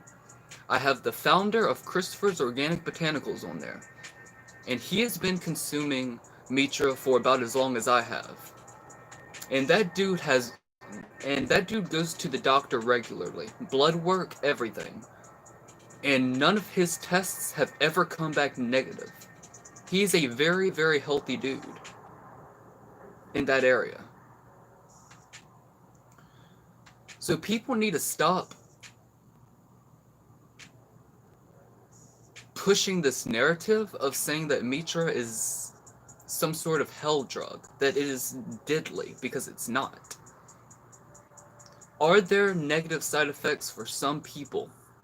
Yes. Are there negative side effects for everybody? No. Does it affect everybody the same? No.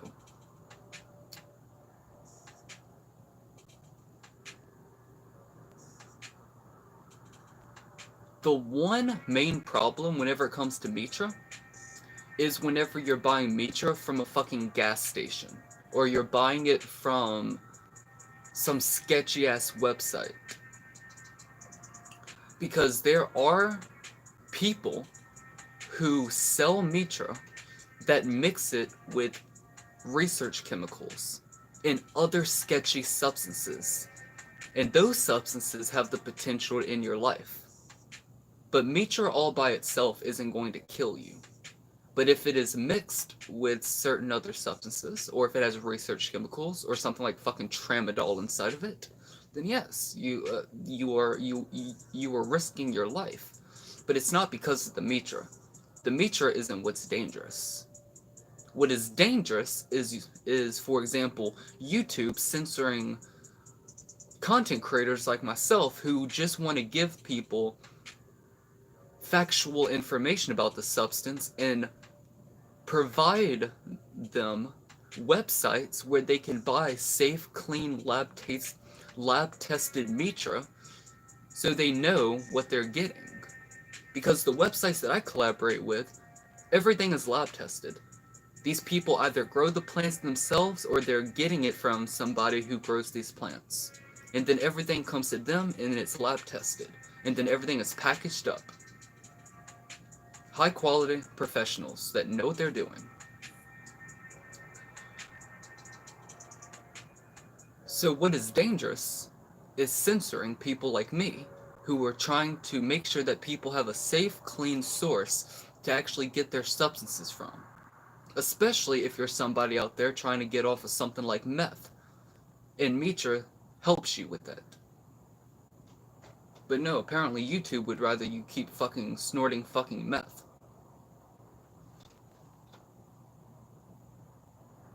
And and the worst part is, YouTube is an amazing website. I love YouTube. I'm on YouTube every single day of my life.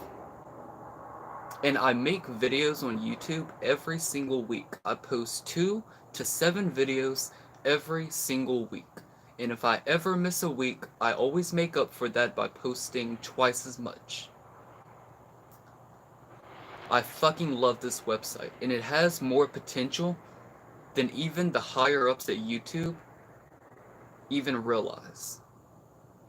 And it's also not everybody at the top who's bad, because there are people who work for YouTube that are just doing their fucking job, and they love the website, but they have no say-so in what gets censored and all that shit. There are great people at the top. But you also have people at the top who are a bunch of fucking morons. They don't know what the fuck they're doing. And they're greedy as fuck. And they're also trying to push certain narratives. They have their own fucking selfish ass agendas.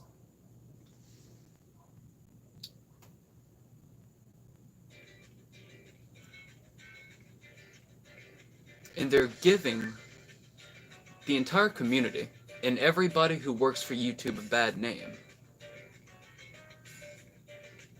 And I hate seeing that, because YouTube literally has the potential to be the first stepping stone in creating a global society. But look at what we're using this platform for now. I mean, hell, one of the biggest things on YouTube is drama.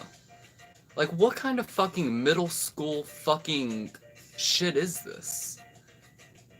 Like, it is so sad to see, because the website has so much more potential than this. And to be censoring content creators for doing nothing but just saying shit, saying the name of a fucking medicine is fucking preposterous. That is so fucking ignorant. Stop doing that. Especially since what you're doing can potentially lead other people to a premature death that could have been prevented if somebody like me gave them a website where they can go buy high quality Mitra instead of the website that they got it from or the gas station that they got it from where it was mixed with whatever substance, and that killed them. And that is only one of fucking 1,000 fucking examples. I don't know, man. That shit just fucking pisses me off. 222 Blue enters into the live chat and says, try going through a kilo a month. How many grams is a kilo? 222 Blue then goes on to say, the withdrawal after staying at that level for years is almost akin to H, but not so bad. That I felt absolutely suicidal and delusional. Yeah, see, I don't know if you are a troll. I don't know if you're trying to push some sort of false information here. But like I said earlier, and do not take me out of context, because if you do take me out of context, you're going to look like a fucking idiot for people who actually watch the entire live stream. Go back and listen to what I was saying earlier. Mitra does not affect everybody the same, but it also is not the killer drug that the media likes to present it as being.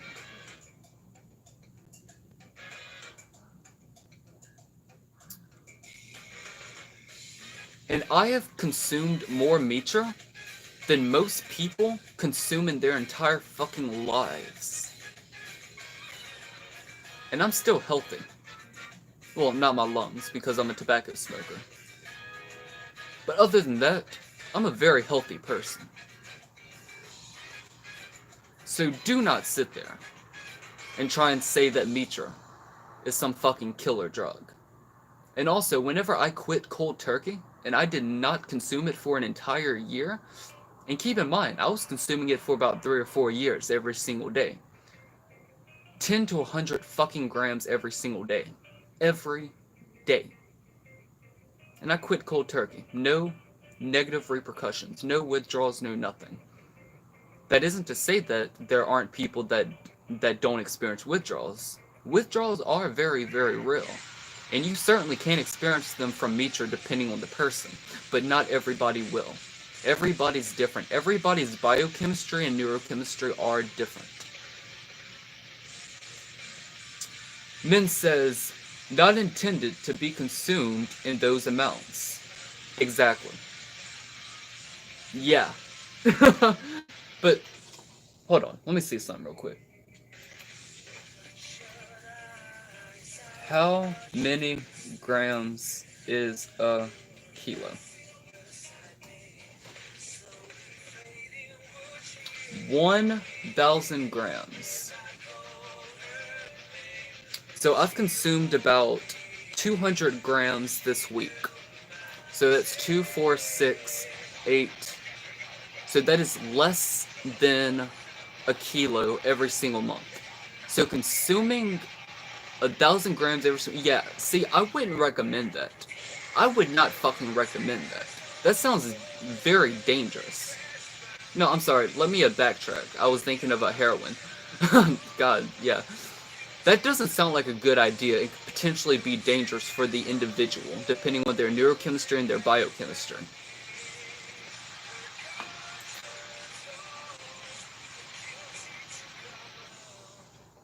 Min says, a kilo, LOL, for real. The point you made about biochemistry is very applicable, though. Wait, hold on. I don't know the definition of applicable.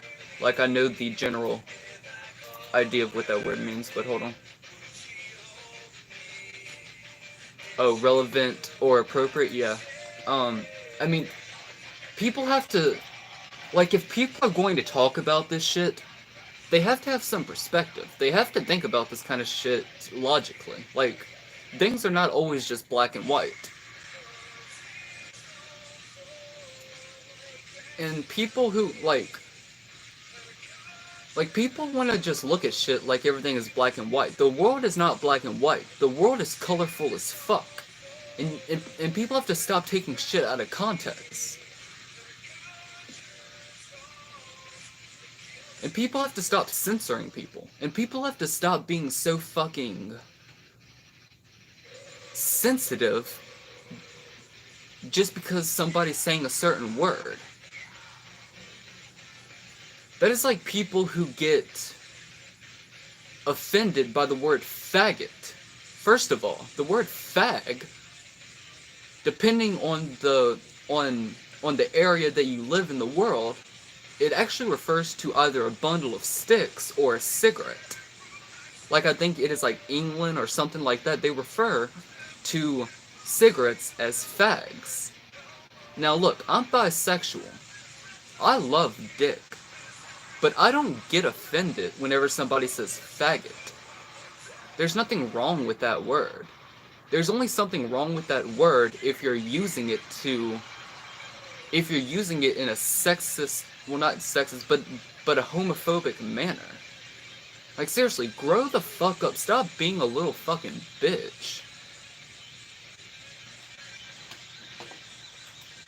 There's nothing wrong with that fucking word. Growing up, me and my friends would always call each other that. But whenever we said faggot, we weren't even thinking of homosexuals. That wasn't in our heads. It was just a fucking word.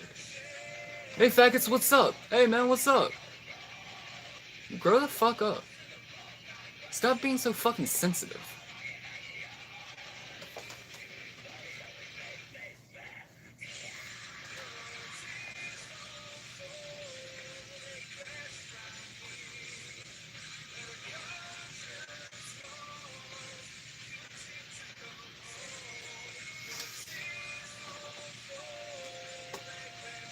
And you know, I think that,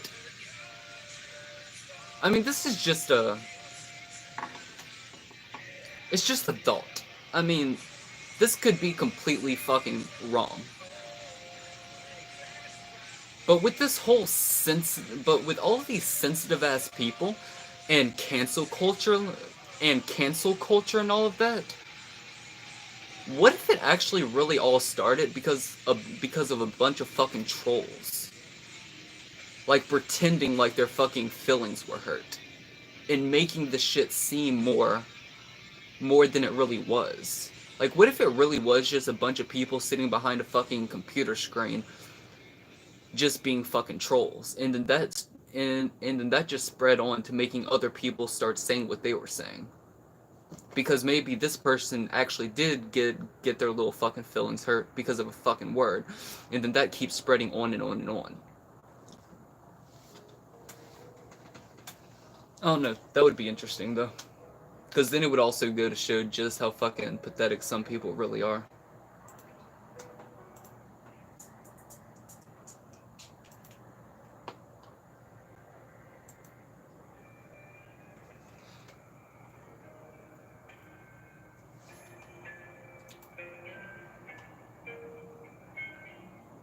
Yes, see.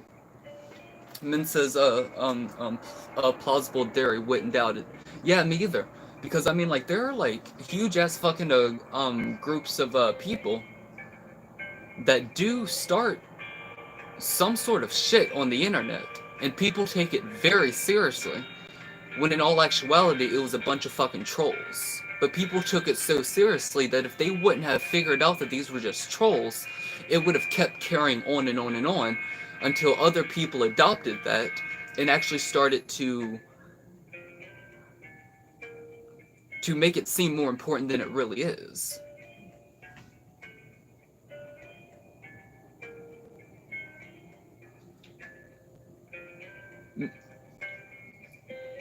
Min says, anyway, good night, I'm out, like 4chan, lol. I've actually never been on a 4chan before.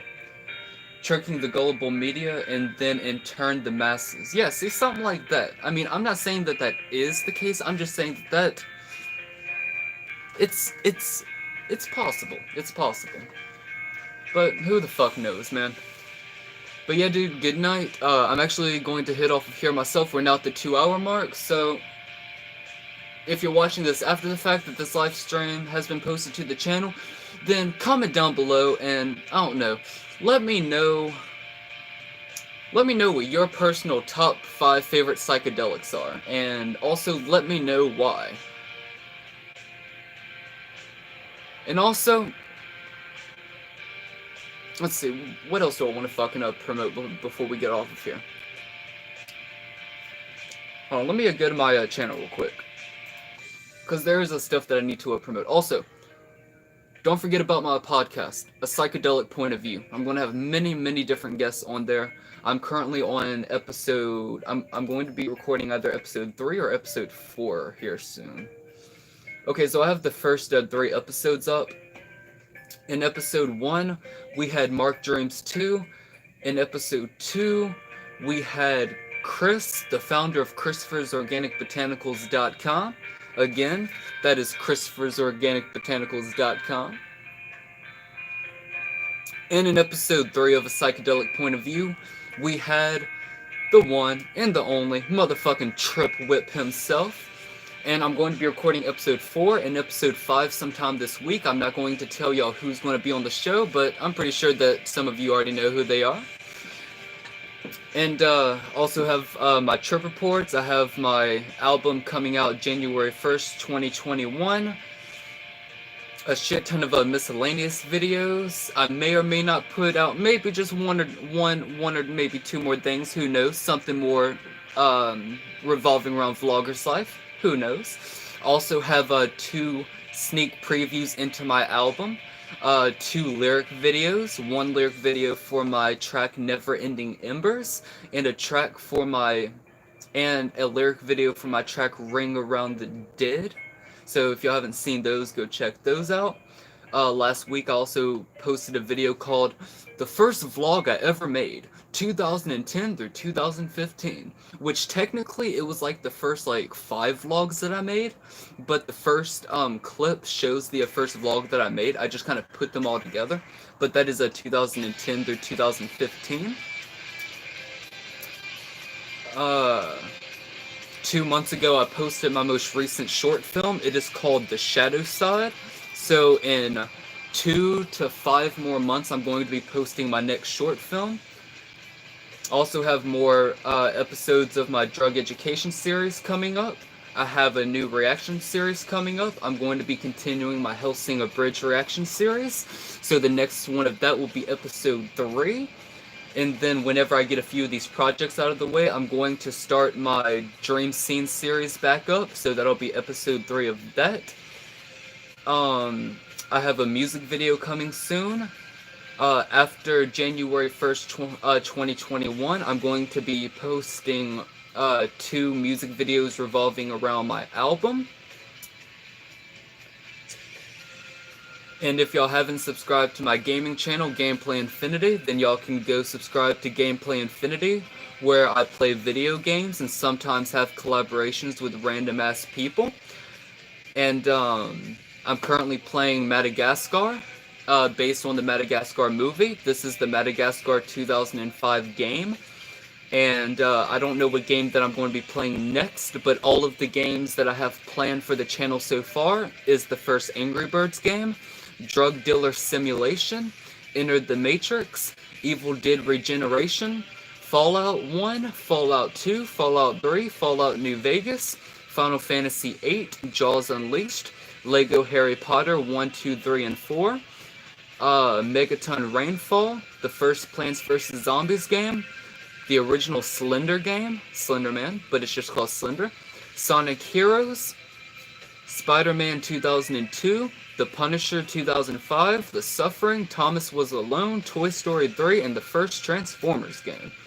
And then of course I also have my live streams that I do. I have my live Q&A series. And yeah, I have plenty of other things coming out as well, more collaborations, and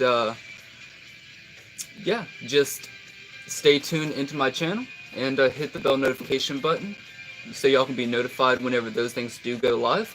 And then 3 weeks ago, I had posted to my channel the DMT Infinity interview, where I was interviewed by PsychTripper666. Go subscribe to his YouTube channel if you haven't already. But yeah, for now, those are the general updates. There's a lot more there, so y'all can just check out the channel. and there's a lot more coming as well. But yeah. H7 Apollo enters into the live chat and says, "Good evening. Looks like I showed up right in time to keep this chat going. Fucking woke up 4 hours and 20 minutes after going to bed. Need a toke." Alright, well, H7, I was just about to end the live stream, but but just for you, homie, I will go another 20 or 30 minutes. If you have any questions, feel free to ask. We'll drink on some Mitra, we'll smoke a little bit, and yeah, I'm gonna go take a leak real quick, so I will be right back. Enjoy the music.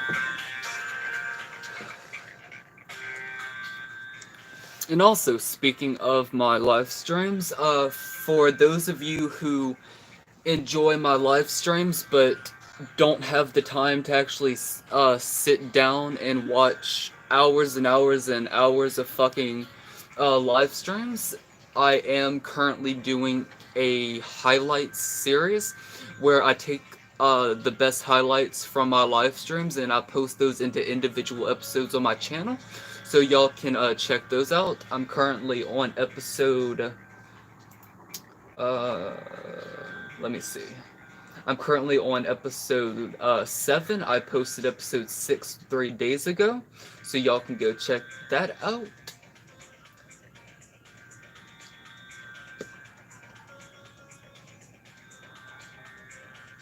And also, last month, if y'all haven't seen it, I did do a live stream. It was only about 3 hours long, but I did an edible challenge video where I consumed 420 milligrams of cannabis in the form of a brownie edible, but I also mixed it with some Mitra, so I was pretty fucking loaded. I was actually high as fuck for like 2 days straight. The live stream was going to be longer, but I don't remember exactly why I ended up. Oh yeah, okay. Yeah, so I had to stop that live stream, and then we ended up doing an episode of my Let's Watch, where we had to watch the first 2 Halloween movies. It was a lot of fun, but I don't fucking remember. Like, I don't remember much from it. I was so fucking loaded. I have never consumed that much cannabis in an edible in my entire life up until that point. Like, that was fucking intense. Like, I now understand the hype for edibles. Like, holy shit. I ate that entire fucking thing. Was it worth it? Fuck yeah, it was.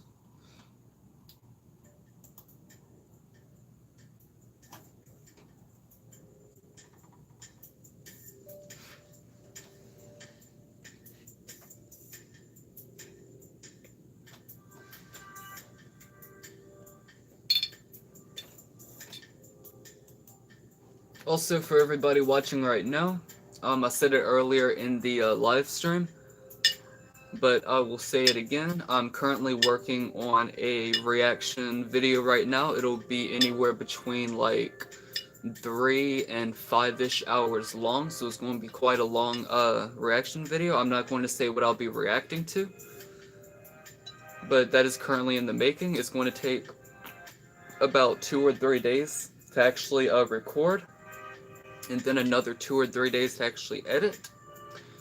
But once that is up, then that'll be up. A lot of you aren't really going to give a fuck less about it because of what I'm reacting to, but for those of you who do give a fuck about the topic, then yeah, I do hope that y'all enjoy that. I've actually been saving it specifically for today because I've been working my fucking ass off on a shit ton of these projects. So I want it to be in the right right headspace while actually reacting to them. So probably what I'm going to do is as soon as this live stream ends, I'm going to start that. Either that or I'm going to record the next episode of my Madagascar Let's Play over on my gaming channel. Again, that is Gameplay Infinity. Subscribe to that channel if you haven't already. And then I will end up start doing the reaction series for that reaction video. H7 sends in a heart emoji. Wait, hold on. Let's see here. H7 says, thanks for extending the stream for me. Absolutely. H7 sends in a heart emoji. And then H7 says 420 milligrams is a hefty dose. You only need 20 milligrams to feel something. Yeah, see, I don't know the actual doses for cannabis. Like, I don't know what is considered a low and heavy dose. I just knew that anything over 200 milligrams is fucking strong. So I was like, you know what? Fuck it. Can you make a 420 milligram edible? And she was like, yeah, I can do that for you. And then I was like, fucking right, do it. And the rest is history.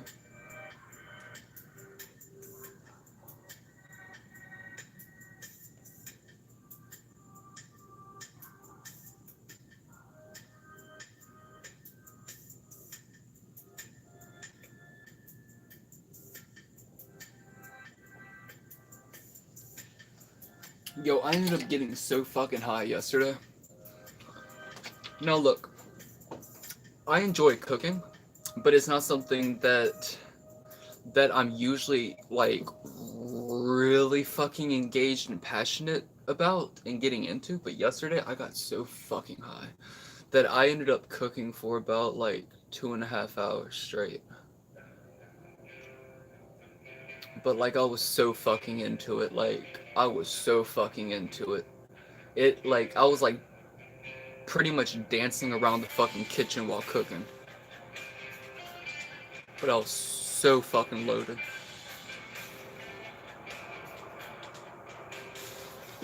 Also, if any of you are interested in purchasing some mad honey, or if any of you are interested in purchasing some let me try that again. Hold on. Goddamn.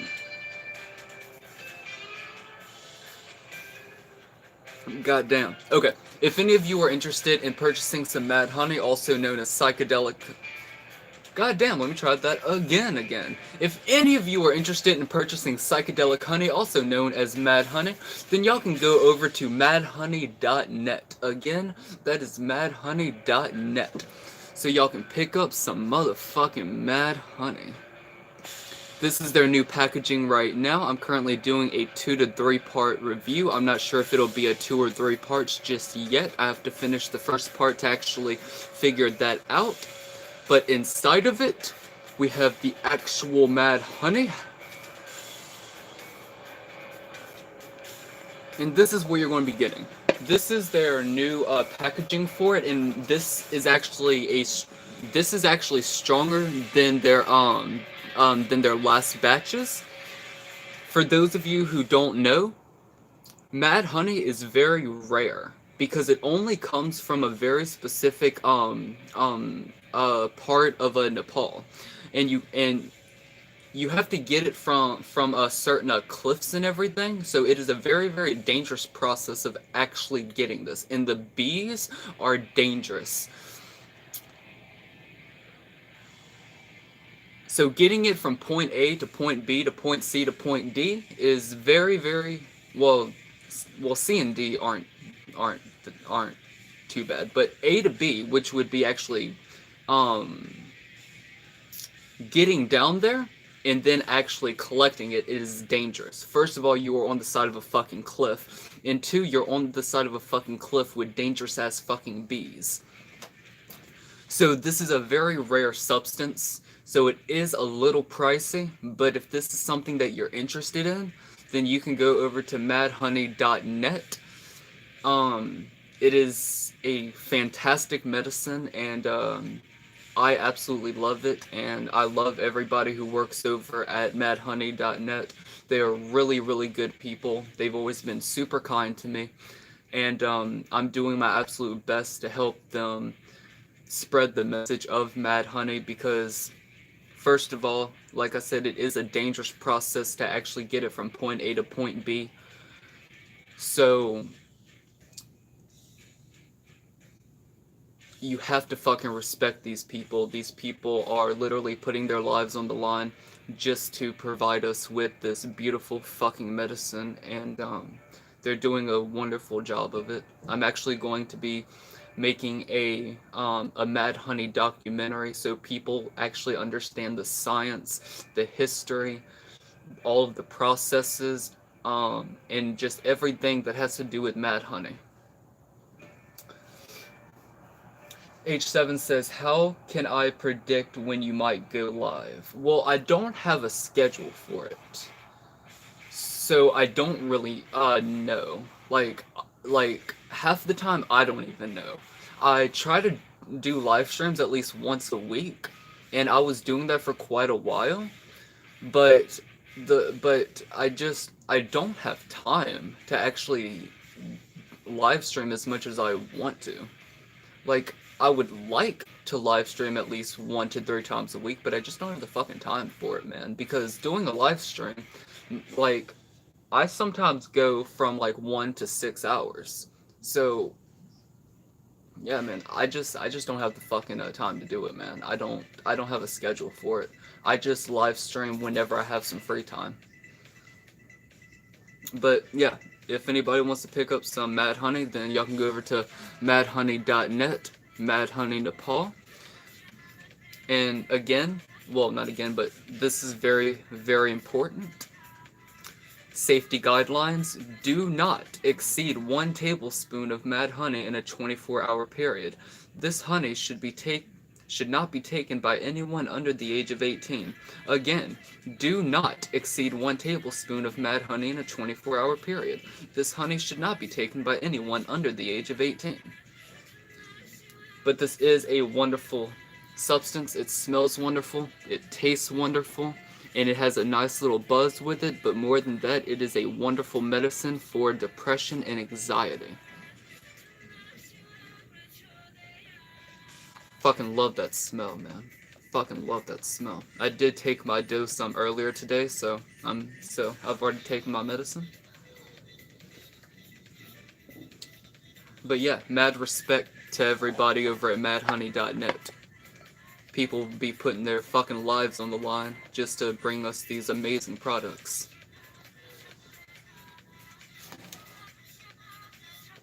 H7 says, have you gotten any donations yet? Well, currently DMT Infinity has $11.33 donated to the DMT Infinity Cash App. But like I've said plenty of times, I'm not going to touch any of that money until it actually reaches the $1,000 mark. And once DMT Infinity, well, the DMT Infinity Cash App hits $1,000, I'm going to take $300 of that out. I'm going to save that for every 1,000 that I get, and then I'm going to take the other 700 and I'm going to invest it right back into the channel for things like high quality studio microphones, better cameras like 4K cameras. I also need a fucking tripod because right now I have my fucking phone on a fucking selfie stick inside of an alcohol bottle. So it's a very ghetto ass setup, but I'm doing the best with what I have, but also for better computers, for better editing softwares, for green screens, for props, and everything else to make DMT Infinity the best possible version of itself in every moment. And yeah, shout out to everybody who has donated to the DMT Infinity Cash App. Your donations are going to go to great use, and whenever we can finally hit that $1,000 mark, then you will see a major upgrade in my content. Because the first thing that I'm going to buy is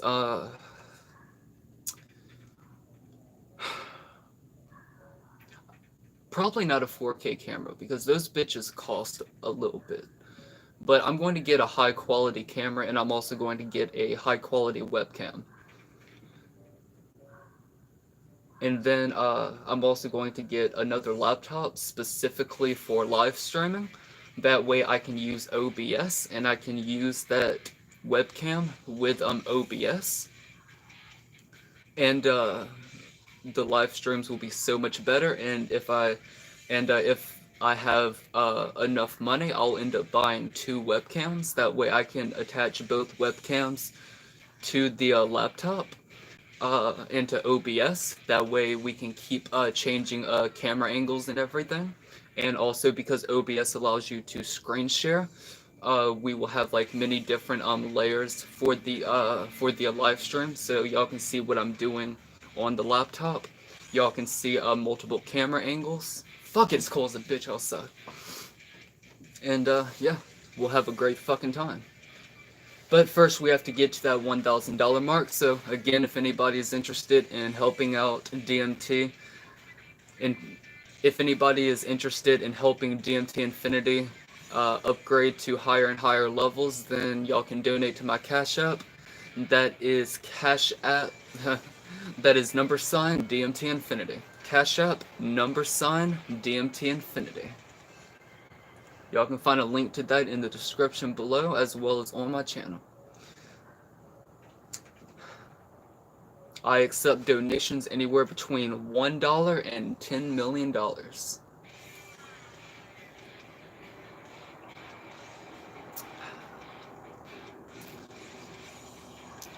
Oh my god, it's so fucking cold outside. Also, if y'all have not seen my unboxing video for Christopher'sOrganicBotanicals.com that I posted last week, go check that bitch out. 3 days ago, I did a live stream that was about 6 hours long. It's actually over 6 hours long. It is called Tripping on Psychedelic Honey Again. So that is a part 2 of my Psychedelic Honey live stream series. I'm going to be doing the 3rd part sometime this week. And I don't know what I'm going to title it. Maybe something like Tripping on Psychedelic Honey #3. Tripping on Psychedelic Honey Part 3. Tripping on Psychedelic Honey, I don't fucking know, but I'll figure it out. Some sort of catchy ass title. And also, if y'all have not seen the first 3 episodes, well, technically first 4 episodes, if y'all have not checked out my Podcast Infinity, no, not Podcast Infinity. If y'all have not checked out my podcast, A Psychedelic Point of View, then go check out A Psychedelic Point of View. In episode 0.5, I had Mark Dreams 2 on there. On episode 1, I had Mark Dreams 2 on there.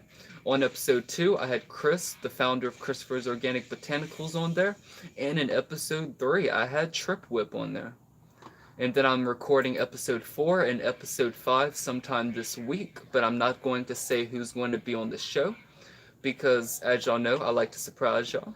But I'm pretty sure that most of you will know at least one of the 2 people.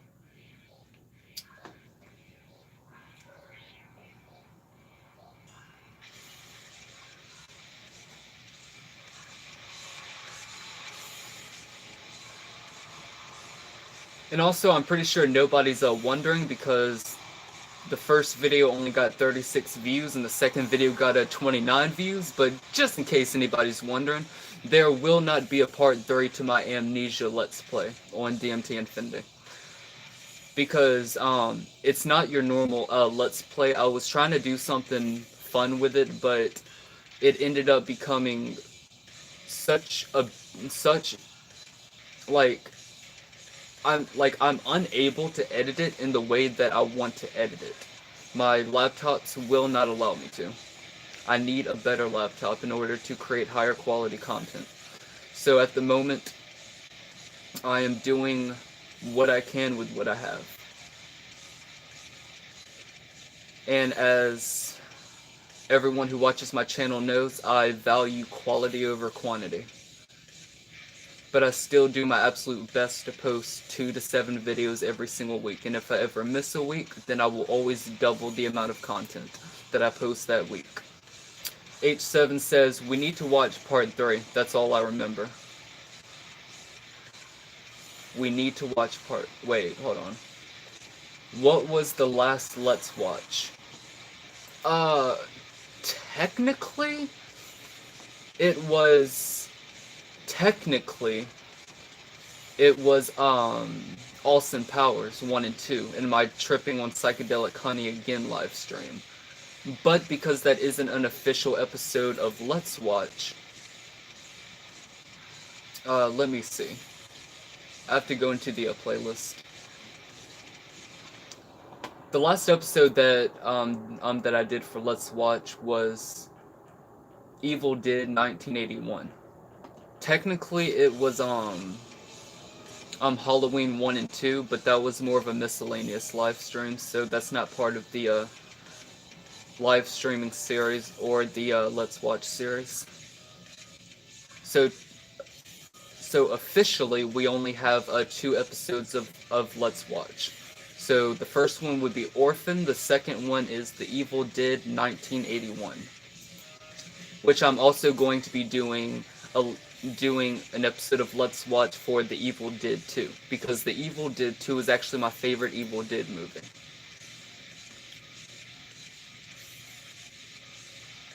Yeah, H7 says, oh, that's right, Austin Powers, Gold member, can't wait for that. Yeah, we will certainly do that. We will do that sometime this week whenever I do the 3rd part of my Psychedelic Honey livestream series. And whenever I do that, I'm going to wait until a night where it's not so fucking cold outside. Because it's fucking cold as a bitch outside.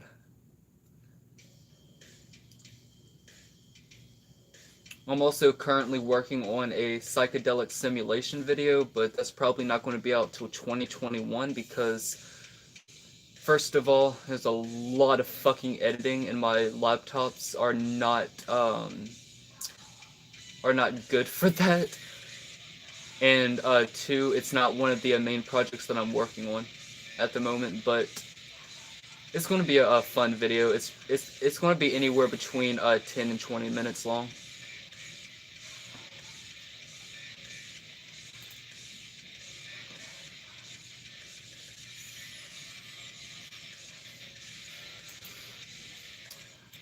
And then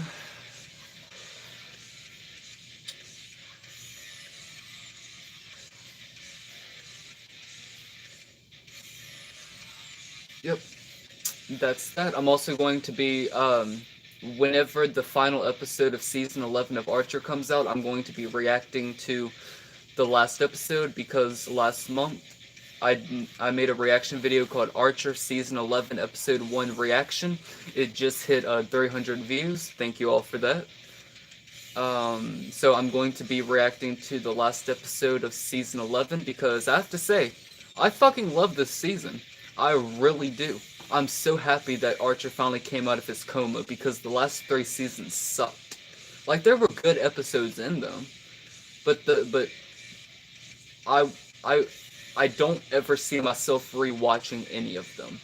And then I'm also going to be making a part 2 of my psychedelic meme review video because 3 months ago I made a video called Psychedelic Meme Review where I was reacting to psychedelic memes. That just hit 100 views. Thank you. So I'm going to do a part 2 to that. But yeah. We are almost, we're almost 2.5 hours into this live stream, so, we will call that a live stream. I do hope that you all enjoyed this video. If y'all did, leave a like, subscribe to DMT Infinity if you haven't already, and hit that bell notification button to be notified each and every single time that I upload a brand new video. And as always, I'm your host, DMT Infinity, and I'll catch you all in the next one. Peace.